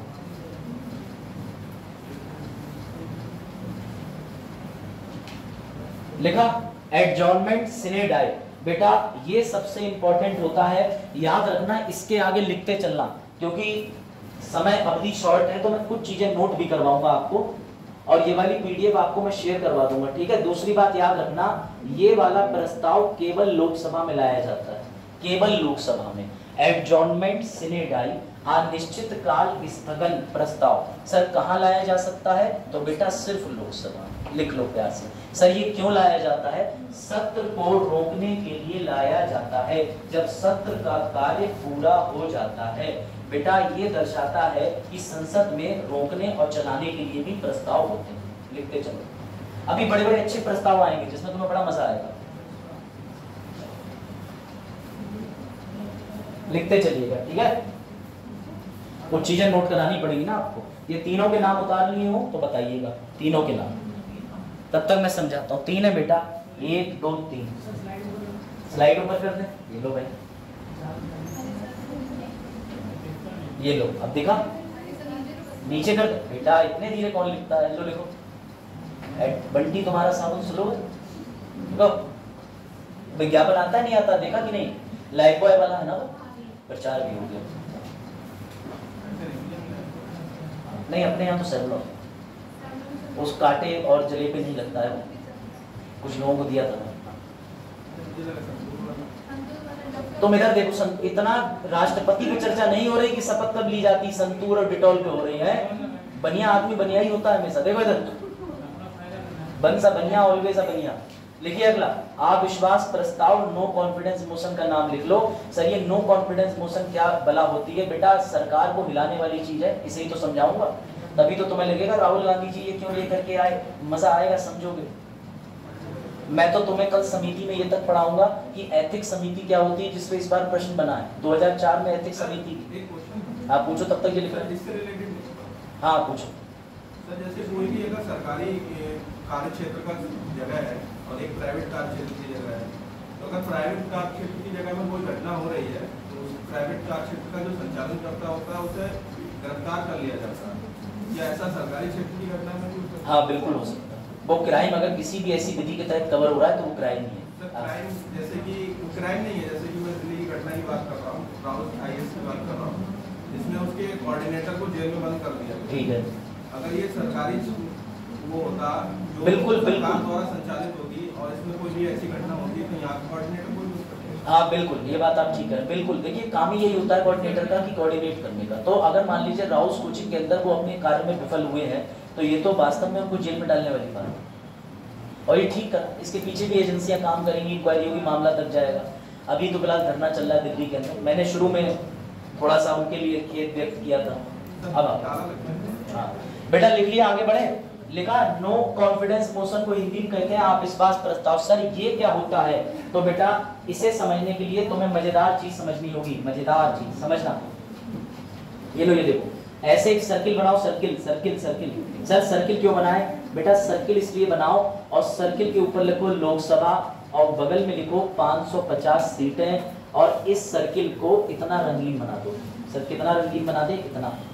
और यहाँ पर ये रंग कर दो, ये ऐसे करके, ठीक है। और यहाँ पर लिख दो वो पार्टी जो बहुमत में है। बहुमत का मतलब मैं भी उदाहरण स्वरूप लिख देता हूँ कि बीजेपी के पास सपोज दैट सीटों की संख्या ले लेते हैं 313, ऐसे लिखते हैं। मैं आपको बता रहा हूँ अविश्वास प्रस्ताव कैसे है, लेकिन साथ में ये गोला बना लीजिए, ये सर्किल बना लीजिए। ये लोकसभा में ही लाया जाता है। इसके आगे भी लिख दो, जहां सरकार वही नो कॉन्फिडेंस मोशन है। जहां सरकार वहीं अविश्वास प्रस्ताव। सरकार कहां बनती है सर? लोकसभा। तो पहला क्वेश्चन ये आपका एमसीक्यू पूरा होता है कि सर नो कॉन्फिडेंस मोशन प्रक्रिया लिखो, सिर्फ लोकसभा में लाया जा सकता है, ओनली एट लोकसभा। यही डायग्राम तुम अपने मेंस के आंसर में, अस्मित और बेटा क्या बात हो गई यार, ज्यादा धनिया खाए सब्जी में, देखो इधर ध्यान दीजिएगा। अब ध्यान से सुनना, सर कोई भी बिल लेके आऊंगा पास हो जाएगा। इनके 313 लोग बैठे हुए हैं, आप सोचो मैं कोई भी बिल लेके आऊंगा, अग्निवीर योजना बिल, उस पर इतने लोग कह रहे हैं ना, इतने लोग कह रहे हैं हाँ, तो क्या वो बिल रुकेगा? खुद दिमाग लगाओ। क्लास में कहें कि भैया रबड़ी कितने लोग खाएंगे, अभी तो तुम सबके हाथ उठ जाएंगे, हाँ पता था मुझे। अगर कुछ बच्चे मना कर रहे हैं तो जो मेजॉरिटी सत्ता है, जिसके ज्यादा हाथ उठेंगे वही तो जीतेगा। लेकिन होता क्या है कि अब ध्यान देना इधर, बिना बातों के। सनी तुम इधर देख लो बेटा, जीनियस लेवल इधर देखो, तुम इधर, लल्ला इधर, बिगाड़ देंगे तुम। हुआ ये देखो इधर, होता ये है कि कई बार, अब इस पे भी कमेंट टिप्पणी मत करना, उठा के फेंक दूंगा बाहर, बबल भेजूंगा जाके, ठीक है? फिर जाके एक्सक्यूज देना।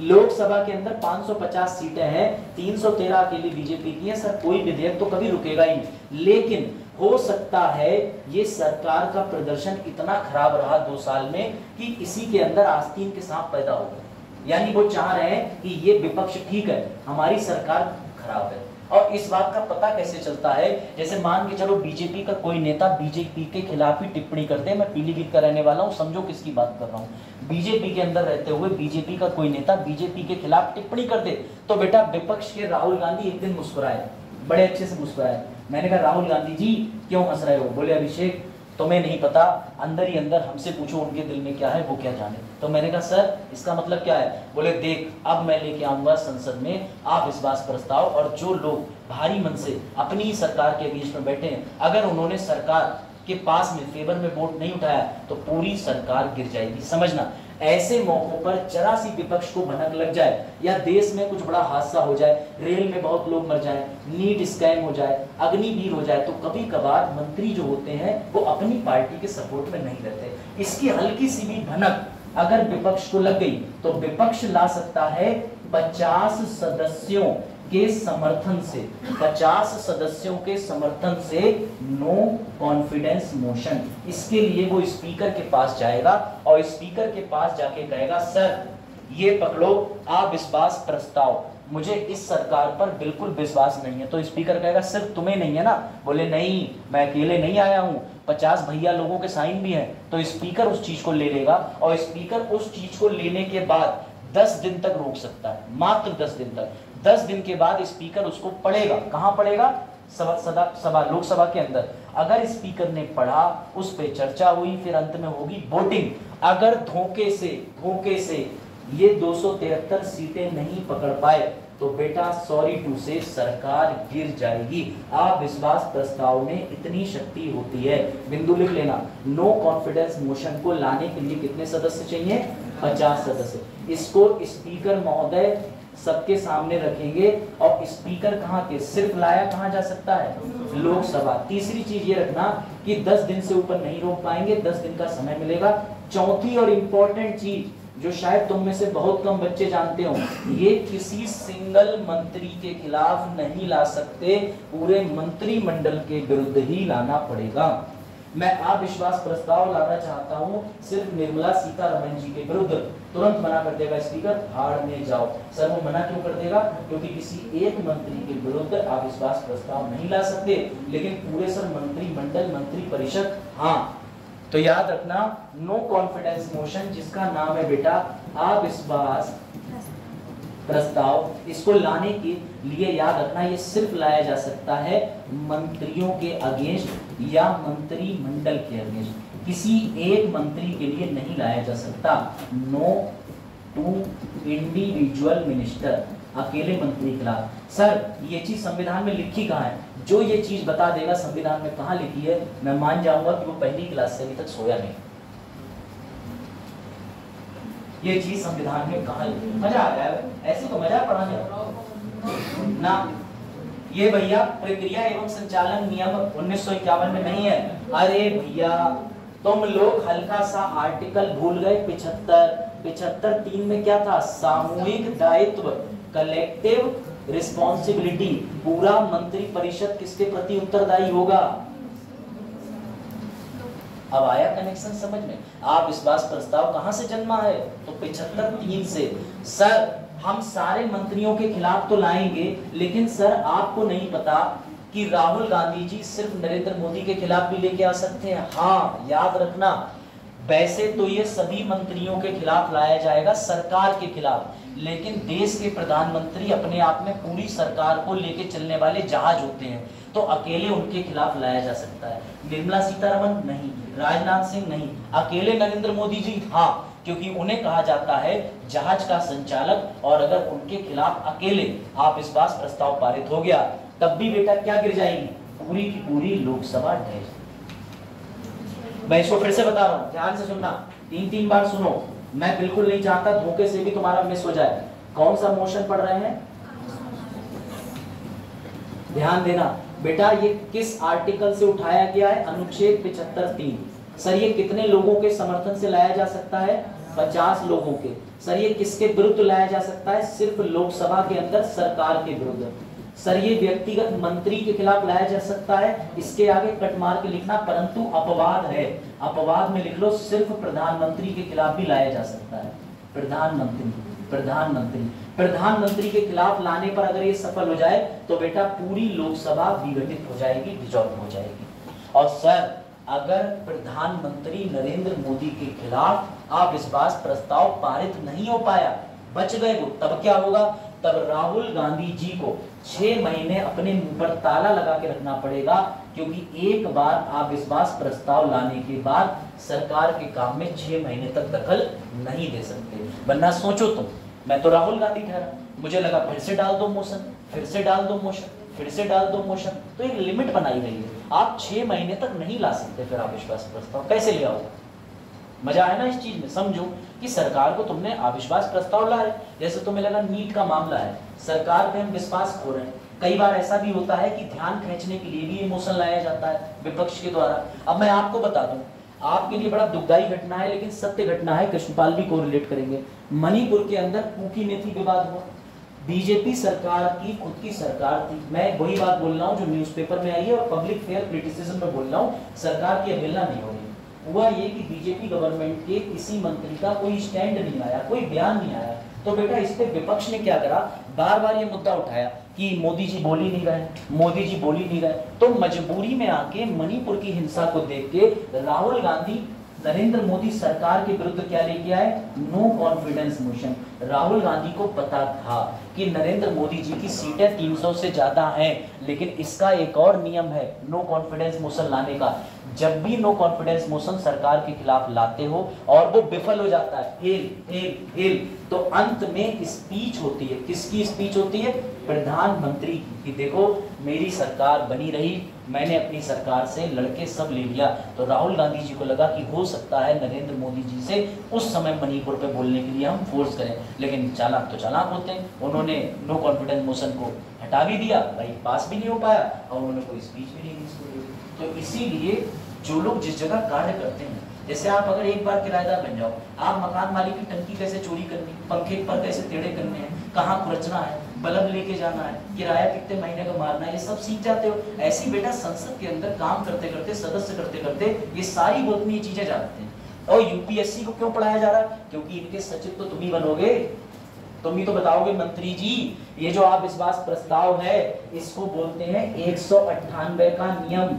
जो स्पीकर महोदय होते हैं उनके कान में जाके आईएएस का सेक्रेटरी कहता है नियम 198 का वायलेशन है, नियम 198। तो ये जो नियम कौन बनाता है ये तुम बताते हो, इसीलिए तुम्हारी जरूरत है, इसलिए सिलेबस इतना डायनामिक। अब तुम गणित में भी तेज नहीं हो, शून्य निकाल तुम्हें आता ही नहीं, सी सेट तुम कह रहे हो शून्य निकाल 12 बजे होता है, 12 कितने होते हैं, घड़ी देखना नहीं आता, और तुम बात कर रहे हो टाइम दिखाने की। तो इसलिए सिलेबस ही ऐसा बना है। किस चीज को? दोबारा 6 महीने का समय लगता है। बिल्कुल वही पंचायत में आप जो बता रहे हो वो प्रधान के विरुद्ध, हाँ ला सकते हैं। 1 साल बाद भी जैसा आप बता रहे हैं गठन का, वो बिल्कुल ठीक बता रहे हैं कि गठन का 1 साल वैसे 6 ये ठीक है। नई लोकसभा गठन होने के 1 साल के अंतर्गत नहीं ला सकते हैं। और जब हम लोग प्रधान वाला भी पढ़ेंगे तो भी विष्णुपाल जी ने बिल्कुल ठीक कहा, प्रधान के विरुद्ध भी अविश्वास प्रस्ताव लाया जाता है, लेकिन अगर पास नहीं हुआ और लाते भी पता कौन है, उसके साथ में जो 13-14 सदस्य होते हैं, बिल्कुल सही, मेंबर, और अगर वो पारित नहीं हुआ तो भूल जाओ, उसके बाद नहीं लाओगे तो 1 साल तक कम से कम। हाँ, प्रधान ही जाए।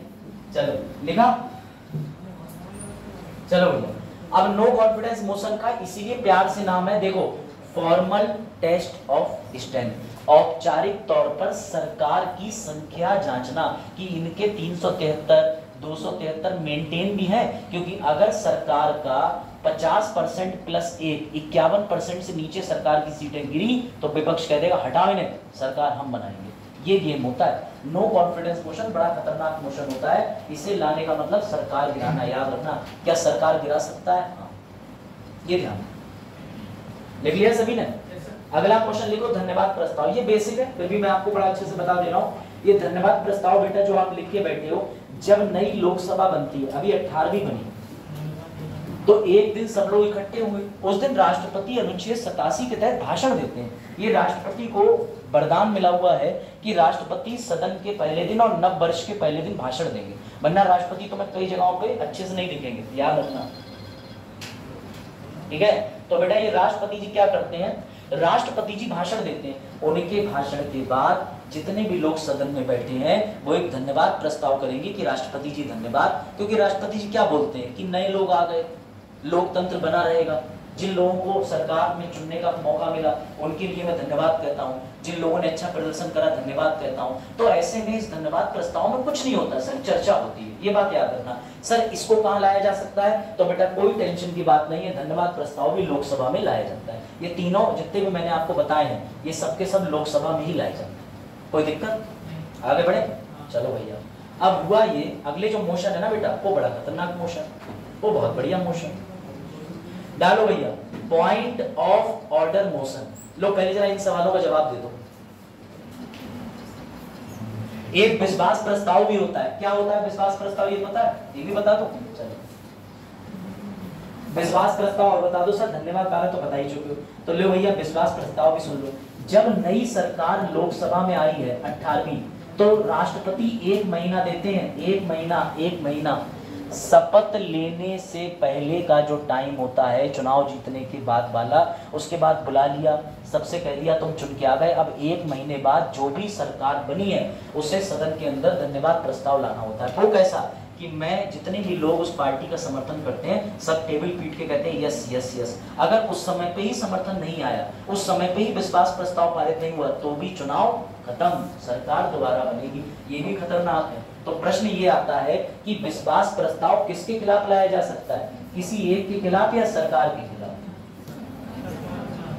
अविश्वास प्रस्ताव किसके खिलाफ लाया जा सकता है, किसी एक के खिलाफ या सरकार के खिलाफ? सर एक के खिलाफ भी ला सकते हैं, इसमें एक ही अपवाद है, अंग्रेजी में एक्सेप्शन बोलते हैं, प्रधान। यहां तो पीएम होते ही नहीं अभी, क्योंकि ये सिर्फ कहा जाता है धन्यवाद देने के बाद। चलो अगला डालो भैया, लिखो। ये हो गया रूल, याद रखना। रूल कौन सा अविश्वास प्रस्ताव का? 198। ठीक, ये 198 कहां लिखा हुआ है? ये इसमें लिखा है, प्रक्रिया एवं संचालन अधिनियम। बेटा कोशिश जरूर करना इनको पढ़ने की, जरा एक बार इसे पढ़ लो प्लीज, आपको अच्छे से समझ आ जाएगा। इतनी देर से मिश्रा जी क्या करेंगे, पढ़ो फिर आगे बढ़ो। बिल्कुल सही, वो देखो सामने लिखा है, कुछ नहीं है। 75 लोग के अंदर सिर्फ और सिर्फ प्रश्न होता है कि निर्मला सीतारमण जी राष्ट्रपति को भी जवाब दी होगी। पहले इसको ये सोच के बनाया था कि राष्ट्रपति मजबूत रहेगा, मंत्री को बता सकता है, लेकिन जब से इंदिरा गांधी ने बाध्य कर दिया तब से राष्ट्रपति का विषय को बेकार हो गया था। वो प्रधानमंत्री की सलाह नहीं लाता। ये गेम ऑफ थ्रोन्स। हाँ भाई पढ़ो। लोकसभा में प्रक्रिया और कार्य संचालन क्या लिखा है? क्या राज्यसभा लिखा है यहाँ? तो कौन सी जगह लाया जाएगा अविश्वास प्रस्ताव? लोग अगर ये गलती करी तो समझ लेना, ठीक है, दिव्यांग कोटा मिलेगा तुम, वो भी बनोगे, पैदा नहीं देखो बनोगे मतलब ये रेलवे ट्रैक के आगे लिटा करके तब पूछेंगे तो 12 बजे वाली आ रही होगी, 12:30 बजे वाली। हाँ, 198 नियम का नाम, मंत्री परिषद में विश्वास की कमी को व्यक्त करने के लिए प्रक्रियात्मक उपकरण प्रदान करता है। अविश्वास प्रस्ताव केवल लोकसभा में ही लाया जाएगा। अध्यक्ष द्वारा इसे स्वीकार करने से पहले लोकसभा के 50 सदस्यों का समर्थन प्राप्त होना चाहिए। सर क्योंकि सरकार लोकसभा में ही बनती है, राज्यसभा में नहीं बनती जो वहां लेके आ जाएंगे। प्रस्ताव में वे आधार अवश्य बताए जाने चाहिए, जैसे मणिपुर हिंसा पे नहीं बोले लिख दिया। अविश्वास प्रस्ताव सरकार के प्रमुख को दर्शाता है कि निर्वाचित संसद को हमेशा, इसके कहने का मतलब है कि हमेशा नेताओं को उत्तरदायी रहना पड़ता है जनता के प्रति। ये कहाँ लिखा हुआ है? तो भारत के संविधान के अनुच्छेद 75 में कहा गया कि मंत्रिपरिषद की सामूहिक रूप से लोकप्रियता के प्रति क्या होती है? उत्तरदायी, जिसे कलेक्टिव रिस्पॉन्सिबिलिटी बोलते हैं। कोई दिक्कत? अगले मोशन का नाम लिखो। उससे पहले एक चीज और देख लो, ऐसे कौन से मंत्री रहे जिनके खिलाफ सबसे ज्यादा बार अविश्वास प्रस्ताव लाया गया? तो हमारे प्यारी, सबकी प्यारी इंदिरा जी। वैसे तो नेहरू जी भी टॉप कर गए 28 बार, लेकिन इंदिरा जी के खिलाफ पूरी तरीके से समर्थन देने के लिए लोग भी तैयार थे। अच्छा, नेहरू जी 62 बार बचे हैं, 62 बार इनके खिलाफ उठाया गया, लेकिन इनके पास 347 लोगों का बहुमत था, कोई कुछ बाल भी बांका नहीं कर पाया। जिसके पास 500 में से 350 लोग हैं, वो 150 से तो खुद कह देगा नहीं जाओ जो कर ले। उसके बाद नरसिम्हा राव, बेटा अविश्वास प्रस्ताव कोई खराब चीज नहीं है। कहीं तुम सोचो कि अरे ये तो इसका मतलब नरेंद्र मोदी जी तो विलेन है, नहीं बेटा।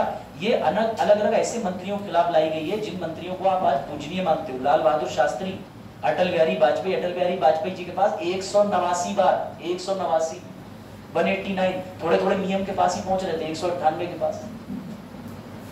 इंदिरा गांधी जी, राजीव गांधी जी, ठीक है, और अगर राहुल गांधी जी पीएम होते तो संभवतः उनके खिलाफ भी लाया जाता। ठीक है, ये ध्यान रखना। चलो भाई, आपके लिए एक सुनहरा प्रश्न, इसको बता दो। हाँ, जो इसका उत्तर नहीं दे पाएगा समझ लेना क्लास में मक्खी उड़ा रहा था वो। हाँ बताओ इसका उत्तर। सवाओ महीना तो लिखा भी नहीं है। चलो हाँ, कौन सा महीना होता सवाओ महीना? अरे बेटा, नो कॉन्फिडेंस मोशन जो है और दूसरा, यानी कि पहला और दूसरे के बीच में कितने महीने का गैप होना चाहिए? चीफ के मास्टर बता रहा था 6 माह 6 माह 6 माह 6 माह 6। अब आई बात समझ में? Basic question. ठीक बेटा, ये लो, इसमें से ये रहा तुम्हारा एसएससी सीजीएल का प्रश्न, लो करो। सर बात तो यूपीएससी की हुई थी सर, पढ़ लो एसएससी। और सफरे बैठे हैं लड़कियां तो 100 रुपये बचा के बैठी। चरण ने तो फॉर्म में सेलेक्ट कर लिया ईडब्ल्यूएस, फिर सर ने कहा अभी 100 रुपये जा रहा है, फिर पीडब्ल्यू पे डाल दिया। बोले जब पूजा कितकर का कुछ नहीं मेरा था। चलो देखो, अविश्वास प्रस्ताव के संदर्भ में कौन सा कथन गलत है? गलत पे गोला बनाया मैंने, देख लो अंधे लोगों, देख लो। यदि यह लोकसभा में पारित हो जाता तो मंत्री पद को इस्तीफा, सर सही है। लोकसभा में अपनाने के कारण उल्लेख करने चाहिए, हाँ कारण बताने पड़ते हैं। मणिपुर वाला, यह मंत्री परिषद में लोकसभा के विश्वास को सुनिश्चित करने के लिए पेश किया जाता है। अगला, इसे केवल मंत्री परिषद के विरुद्ध ही पेश किया जाता है। सर ये गलत है। ये विश्वास को सुनिश्चित करने के लिए नहीं लाया जाता, बताया जाता है कि इनके खिलाफ विश्वास में कमी आ गई है। समझ गए? तो बेटा याद रखना, कौन सा वाला ठीक है इसमें? सी वाला, मतलब गलत कौन सा वाला है? तो हटाओ, ये भी सॉल्व करो।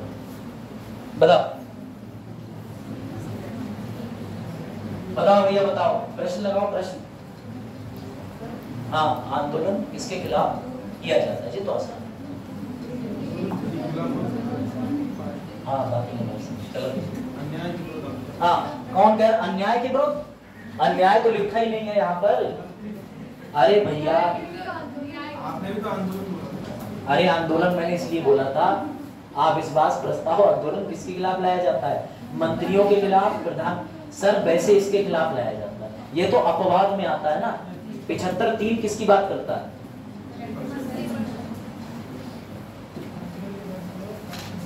ठीक है, ये लो, इसका उत्तर भी है। वाह, ठीक, लो भैया, लो ये भी लिखो। ये इसका उत्तर बताओ, कहाँ पेश किया जाता है? अविश्वास प्रस्ताव को स्वीकार करने के लिए कितने समर्थकों का समर्थन चाहिए? अविश्वास प्रस्ताव स्वीकृत होने के बाद कितना गैप हो सकता है? हाँ, साबित करने के लिए कितना समय मिलता है? 10 दिन। 15 कौन कह रहा है? बताओ।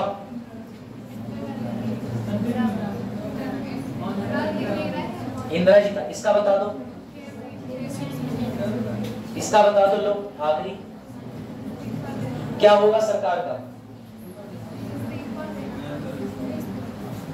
हाँ भाई, इसे इस्तीफा देना होगा यह लोकसभा को भंग कर सकता है। सभी सही है, सभी सारे काम हो जाएंगे, नया चुनाव होगा, मंत्री घर चले जाएंगे। बेटा इसीलिए कह रहा हूँ एमसीक्यू लगाओगे तो डाउट भी आएंगे और डाउट सॉल्व होंगे, एमसीक्यू लगाओगे नहीं तो कोई दिक्कत नहीं। देखो इंदिरा गांधी जी के खिलाफ लिखा हुआ है, खबरें भी हैं, ठीक है। अगले मोशन का नाम लिखो, लिखो भैया व्यवस्था का प्रश्न मोशन, पॉइंट ऑफ ऑर्डर। तो एक दिन ये हुआ कि सुमन क्लास में लेट आई। अब सुमन ने सोचा कि सर तो पढ़ा रहे हैं, चुप्पे से क्लास में घुस जाती हूँ क्योंकि कछुआ हमेशा रेस जीतता है, धीरे धीरे चले जाओ। लेकिन इन्हें नहीं पता सर जो है वो 3-4 बार देख चुके, सुमन आई लेट, उसके बाद खुशबू पाल भी लेट आ गई। तो बेटा संसद के बाकी लोगों को बड़ा दिक्कत हो गई, बाकी लोग बोले सर ये हर बार लेट गति पाते हैं। तो बेटा जो भी मंत्री या चाहे जो भी सदस्य हो, राज्यसभा लोकसभा, अगर वो बेरंबेर देर में आए रहो तो उसके खिलाफ ला सकते हो कौन सा order, point of order motion. इसे बोलते हैं व्यवस्था का प्रश्न। जब कोई मंत्री जी, जब कोई सदस्य लेट आए, उसके अकेले के खिलाफ ला सकते हो पॉइंट ऑफ ऑर्डर मोशन, व्यवस्था का प्रस्ताव। अगर कोई मंत्री क्लास के अंदर कह दे, डॉग को हिंदी में क्या कहते हैं, वेरी गुड, तुमने कह दिया बस नहीं। यही अगर कोई संसद के अंदर कह दे कू करके रह गई, ठीक, और आधा ताबी बोल दिया था, ठीक, तो भैया याद रखना अगर तुमने कोई ऐसा वल्गर वर्ड बोल दिया संसद में, जैसे कल ही एक मंत्री जी हैं, उन्होंने बोल दिया कोटा से आए हो क्या, बड़ा उनकी इस समय अवहेलना चल रही है, समझ रहे हो, ये उनके शब्द है, मेरे नहीं है कि मुझे नब्बा दो, तो समझना बात को।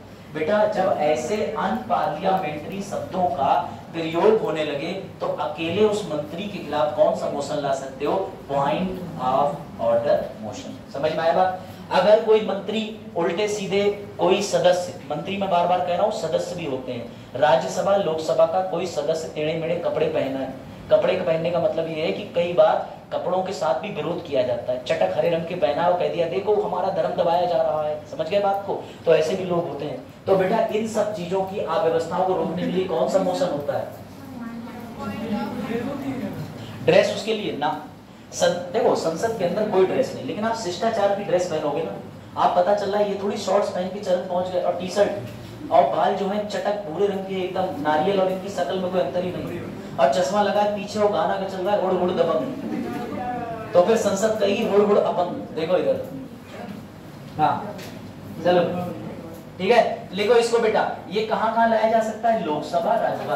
क्यों, क्योंकि क्या राज्यसभा में तुम्हें छूट मिल रही है क्या, राज्यसभा में कैसे भी कपड़े पहन के चले जाओगे। तो इस मोशन का नाम है व्यवस्था का प्रश्न, पॉइंट ऑफ ऑर्डर मोशन। लिखा, आगे बढ़े, इसके आगे थोड़ी थोड़ी चीजें लिख लो।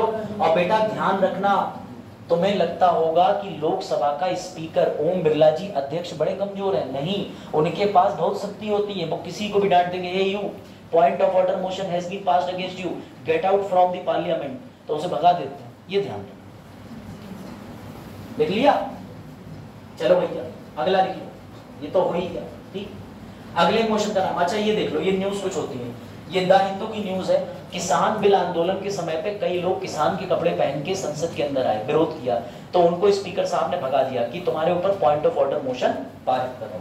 चलो भाई अब अगला तुम्हारे लिए और बढ़िया है, हुआ ये, ध्यान से देखना, ये सबसे प्यारा।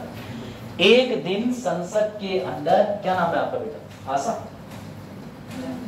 मनीषा, एक दिन मनीषा जो है वो बन गई कृषि एवं समाज कल्याण मंत्री, ठीक, सबसे बढ़िया मंत्री। एक दिन जैसे ही दूसरा व्यक्ति विपक्ष का कह रहा था कुछ नहीं करता समाज कल्याण, पैसे खाता, सामूहिक विवाह के पैसे, स्कॉलरशिप के पैसे, छात्रवृत्ति के पैसे, ठीक है, विधवा योजना के पैसे, सबके पैसे खाता है, तो बेटा हुआ ये कि हमारी मंत्री जी इस बात पर खड़ी हुई विपक्ष में। दूसरी तरफ से क्या जवाब आया, दूसरी तरफ से इन्हें हल्के से प्रधानमंत्री जी ने आंख दिखा के कहा चुप, बाहर मिल, बाहर बताता हूं तुझे, अंदर मुझे बहुत विपक्ष कर रहा है, तुझे बाहर मिलता हूं। हो सकता है कि संसद के लोकसभा राज्यसभा के अंदर कुछ गुंडे बदमाश आ गए, वो तुम्हें दबा रहे हो, तुम्हें इशारा कर रहा, बैठ जा, मन में टांगों चल के नहीं आ पाएगा। कौन कह रहा है गुजरात में, कौन कह रहा है, देखो, तो हो सकता है ऐसा भी हो जाए। तो बेटा इस तरीके से मंत्री एक दूसरे को गुंडागर्दी से ना दबा लें, इससे रोकने के लिए भी एक मोशन बना है, उसका नाम लिखो निंदा प्रस्ताव, सेंसर मोशन लिखो नाम से, ये रहा निंदा प्रस्ताव। और दुख की बात यह है इसे केवल लोकसभा में ही पेश किया जा सकता है। बात आई समझ में, हर मोशन को फील करो। मंत्री जी मुझसे, दूसरे मंत्री जी कह रहे थे नीट एग्जाम बाहर निकलो, तो बोले अच्छा दबाव के खिलाफ सेंसर मोशन, इसे कहते हैं निंदा प्रस्ताव। लिखो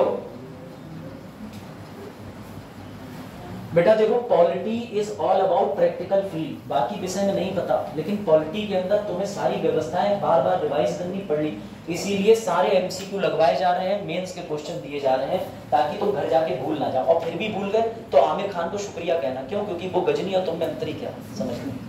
अब ये देखो इसमें एक मजेदार चीज, ये पूरी सरकार के खिलाफ भी ला सकते हैं, एक मंत्री के खिलाफ भी ला सकते हैं। सर इससे भी तो सरकार गिर जाएगी ना? नहीं, क्योंकि इससे सरकार के बहुमत का लेना देना है ही नहीं, बदतमीज है लेकिन सरकार है, बहुमत भी है उसके पास, तो सरकार बनी रहेगी। लिख लेना, निंदा प्रस्ताव व्यक्तिगत लाया जाता है, सरकार के विरुद्ध भी लाया जा सकता है, केवल लोकसभा में लाया जा सकता है, और तीसरी बात इसके पास होने पर, प्रस्ताव के पारित होने पर भी सरकार नहीं गिरती। ये जो छोटी छोटी डिटेल है ना, एक एक एमसीक्यू बना हुआ है इसमें प्रीवियस ईयर में, अगर आपने ये डिटेल नहीं लिखी, मिस कर दी, बाद में कहते रहोगे था तो कुछ गाली गलौज मौसम। हाँ ये वाला जो पहले वाला दोनों में ला सकता है, व्यवस्था कर लिखा, इसीलिए मुझे तुम्हें ये पीडीएफ डिलीवर करवानी पड़ेगी, क्योंकि बच्चों इस पीडीएफ के अंदर हाँ टाइम भी हो गया इसका, बाकी तो है टाइम। चलो बेटा अगला देखो, ये लो, ये देखो, ये अगर तुम्हें लग रहा हो ऐसा निंदा प्रस्ताव नहीं होता, लो खबरें पढ़ लो, खबरें। बीएसपी सांसद के देशद्रोही कृत्य के खिलाफ बीजेपी ने पेश किया प्रस्ताव। अगर कोई मंत्री, ये देखो निंदा प्रस्ताव, पढ़ो जरा, खबर पढ़ो, लखनऊ की पढ़ लो, पुरानी न्यूज है, 6 अगस्त अभी आई नहीं है, हाँ आने वाली है, देखा पढ़ो। उत्तर प्रदेश विधान परिषद के सदस्य उमेश द्विवेदी ने 6 अगस्त को अमरोहा जिले में एक अधिकारी कार्यक्रम के दौरान कथित तौर पर भारत माता की जय के नारे का विरोध कर दिया। बताओ इतनी हिम्मत होगी। सांसद दानिश अली के खिलाफ निंदा प्रस्ताव पेश किया। शुरुआत में विधान परिषद के सभापति मानवेंद्र सिंह ने द्विवेदी को बैठने के लिए कहा, लेकिन वो सदन के नेता केशव प्रसाद मौर्य से इस बात के लिए योग्य न हो। बेटा ये खबरें समझ में ही तब आएंगी जब तुम इन खबरों का पीछे का कुछ बैकग्राउंड, अब तुम्हें पता ही नहीं निंदा प्रस्ताव, पापा ने तुमसे पूछ लिया, वो खबर पढ़ के बैठे, उन्हें पता भी था, अपने जमाने में उन्होंने सिर्फ निंदा प्रस्ताव पढ़ा, वो भी ठीक से पढ़ा, अब तुम वो भी गलत पढ़ा रहे हो। बदनामी किसकी होगी? अभिषेक मिश्रा की। क्या पढ़ाते हैं तुम्हारे मास्टर? ये सब सरकारी मास्टर ऐसे ही, समझ गए? तो बेटा टीचरों की इज्जत बचाए चलना। अगला ये सबसे प्यारा क्वेश्चन, लिखो भैया लिखो, ध्यान आकर्षण प्रस्ताव। तो एक गाना आया था ना, पलट तेरा हीरो इधर, तेरा ध्यान किधर है? अब कुछ जो ऑलरेडी ध्यान दे रहे हैं दे रही हैं, उधर ही देखो बोर्ड की तरफ। हाँ तो मत तो हमें बहुत बुरा लगेगा फिर निजी जीवन में। देखो इधर, तो लिख लीजिए ध्यान आकर्षण प्रस्ताव, लिखो ध्यान आकर्षण प्रस्ताव। बेटा ये लाया जाता है जनरली लोकसभा में, लेकिन अब ये राज्यसभा में भी अलाउड है। इसके अंतर्गत क्या होता है कि मान के चलो निर्भया कांड हुआ था, सबके लिए दुख की बात थी। अब ना तो वो किसी समिति को पता होता है, ना तो वो प्रश्नकाल के लिए पहले से ही तैयार होता है। तो जब भी कोई ऐसी घटना घटित हो जाए जिससे संसद के अंदर उस समय पर बात करनी ही करनी है, तब इस तरीके के प्रस्ताव लाए जाते हैं। इन्हें कहते हैं कॉलिंग अटेंशन मोशन, ध्यान आकर्षण प्रस्ताव। ये किसी भी मुद्दे पर लाए जा सकते हैं, कोई भी ऐसा मुद्दा हो, किसान भी लो, इस मुद्दे को लाओ, लेकिन ये स्पीकर के हाथ में है कि वो तुम्हारा प्रस्ताव आगे बढ़ाए या नहीं। ध्यान आकर्षण प्रस्ताव, ठीक है, ध्यान आकर्षण प्रस्ताव। हाँ मैं नहीं हटा रहा हूं भैया, ये लो ऐसे लिख क्या लो, बस इसमें जो हाईलाइट वर्ड है उनमें 1-2 वर्ड डाल लो कि ये कहाँ लाया जाता है सर, सिर्फ लोकसभा में, परंतु अब राज्यसभा में भी अलाउ कर दिया। ये दोनों शब्द लिखना, सिर्फ लोकसभा में लाया जाता था परंतु अब राज्यसभा में भी लाया जाता है। ये लिख लेना लाइन, ये लाइन मिलेगी तुम्हें, सिर्फ लोकसभा में लाया जाता था जनरली,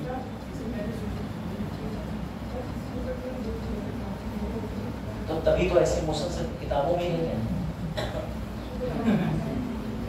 समझ गए? सनी का प्रश्न सही है, सर स्पीकर ऐसे मोशन पास ही नहीं करे, तभी तो मैं कह रहा हूँ ऐसे मोशन सिर्फ आईएएस के दिमाग में ही बचे, उसे पता होता है, लेकिन सदन की कार्रवाई लिखा, ठीक है, ये याद रखना। अब आ जाओ भैया अगले पर। ये 3 मोशन जो हैं ये लमसम एक ही जैसा काम करते हैं। एक स्थगन वाला कॉलिंग अटेंशन, ये तुम्हारे लिए इंफॉर्मेशन नहीं है कुछ बात। अगला लिखो समापन, ये लिखो समापन प्रस्ताव, सबसे जबरदस्त प्रस्ताव है ये, और सीख लो समापन प्रस्ताव, closure motion, closure motion, closure motion. देखो अंग्रेजी हिंदी दोनों भाषाओं पे कमांड करें, मुझे खुद नहीं पता चलता अब मैं सीबीएसई का हूँ कि यूपी का, तो मार्कशीटें हैं घर पे। हाँ मैं कह बहुत तेज हो रहे हो, तेज है जी पे हो जाएगा। हाँ चलो लिखा, लिखो बेटा क्लोजर प्रस्ताव सुनो, इसका मतलब क्या है। अब इसको तुम्हें समझने के लिए ये होगा, ध्यान से अभी स्लाइड वापस ले आएंगे सर, बहुत जल्दी स्लाइड हटाते हैं, स्पीड ही खराब हो गई हमारी। बेटा समापन का मतलब समझो, हुआ ये कि ये है मंत्री सत्ता पक्ष के और ये है मंत्री तो नहीं सदस्य विपक्ष के, समझना जरा। अब हुआ ये कि लगातार 20 दिन से बहस चले पड़ी है, नीट एग्जाम, रोज नीट एग्जाम पे बहस चल रही है। पता चल रहा है कि जनसंख्या कंट्रोल करने का बिल आ रहा है, ठीक है, निजी व्यवस्था बिल आ रहा है, किसी पे बहस नहीं हो रही, रोज नीट एग्जाम, रोज नीट एग्जाम पे हो रही। तो बेटा ऐसे में नीट एग्जाम से परेशान हो के पास किया जाता है समापन प्रस्ताव की भैया हाथ जोड़ रहे हैं, अब नीट पे बहस बंद करो, हद से ज्यादा बहस हो चुकी है, अब बंद करो। तो बेटा इस प्रस्ताव के भी 4 प्रकार होते हैं। इसमें एक होता है सरल समापन, एक कंगारू होता है, एक कंपार्टमेंट होता है, एक बुलेटिन होता है। तो ये चारों के नाम तुम्हें लिखवाते हैं, लेकिन इसे याद करने के लिए ये वाला इमोजी आता है ना। यही तो होता है कि भैया एक ही सदन के अंदर, मतलब सदन के अंदर एक ही मुद्दे चले पड़ी, बहस चले पड़ी, तो भैया बंद करो, हाथ जोड़ते, इसके लिए कौन सा मोशन आता है, समापन। लिखो भैया समापन 4 प्रकार का होता है। लिखो सबसे पहला लिखो साधारण या सरल समापन, साधारण या सरल समापन, साधारण या सरल समापन। दूसरा समापन है डिब्बों द्वारा समापन, क्लोजर बाय कंपार्टमेंट। अभी तुम्हें ये 1 मिनट में याद हो जाएंगे बड़ा अच्छे से। तीसरा कंगारू प्रस्ताव, कंगारू क्लोजर, और चौथा बुलेटिन जिसे गिलोटिन भी बोलते हैं। ये सारे प्रस्ताव बहुत जरूरी हैं। अभी तो ऐसे भी प्रस्ताव है कट मोशन, लेकिन जब बजट पढ़ाते हैं तो पढ़ाता हूँ कि नीति कट होता है, टोकन कट होता है, उसमें 1 रुपया सिर्फ मिलता है सरकार को उनकी इंसल्ट के लिए, एक में 100 रुपए कम कर दिए जाते हैं, एक में कहते हैं पिछले पैसे का हिसाब दो। सारे मोशन अलग अलग जगह पर पढ़ने का आनंद ही कुछ और है।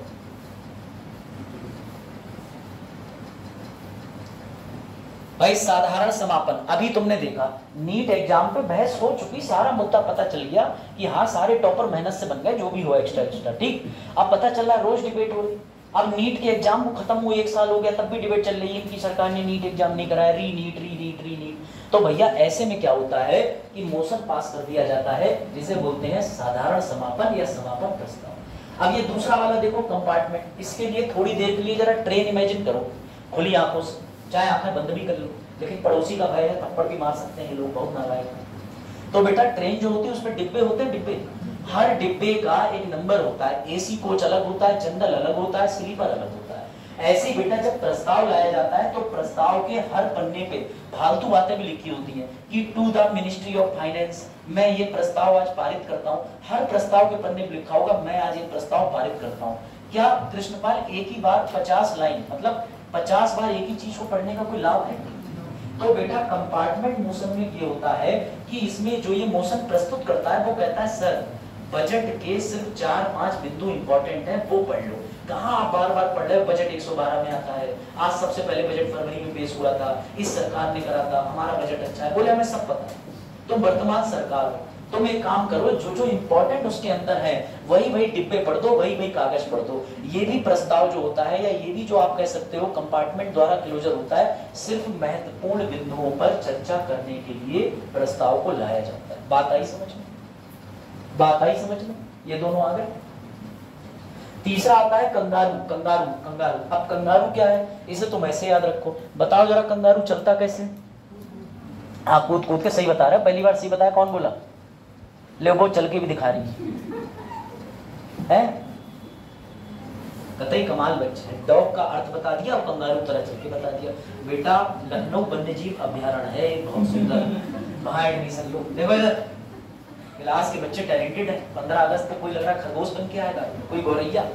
चलो देखो यहाँ से, तो बेटा जिस हिसाब से कंगारू जंप करता है एक बिंदु से दूसरी बिंदु पर कूद के, ये कंगारू क्लोजर भी डिट्टो वैसा ही है। ये कहता है कि ठीक जैसे तुमने डिब्बे वाला कंपार्टमेंट वाला पढ़ा, ऐसे ये कहता है काम काम के बिंदु पे कूदो, फटाफट पन्ने आगे करो। तो ये दोनों कंपार्टमेंट और कंगारू लमसम एक ही जैसे।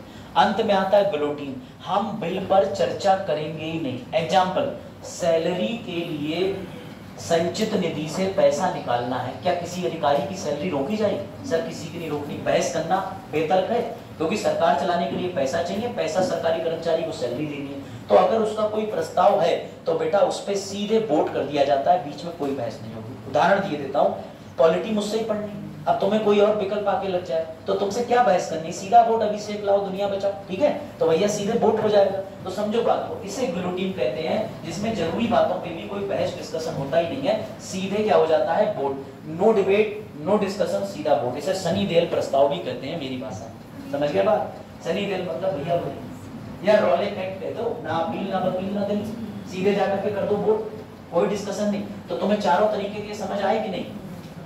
आ गए समझ में? तो लो भैया जी, लो ऐसे पढ़ लो, इसे पढ़ लो और इसके बाद प्रश्न उत्तर है, बोलो वाली पढ़ो, साधारण समापन पढ़ो, बोलो मन में पढ़ना।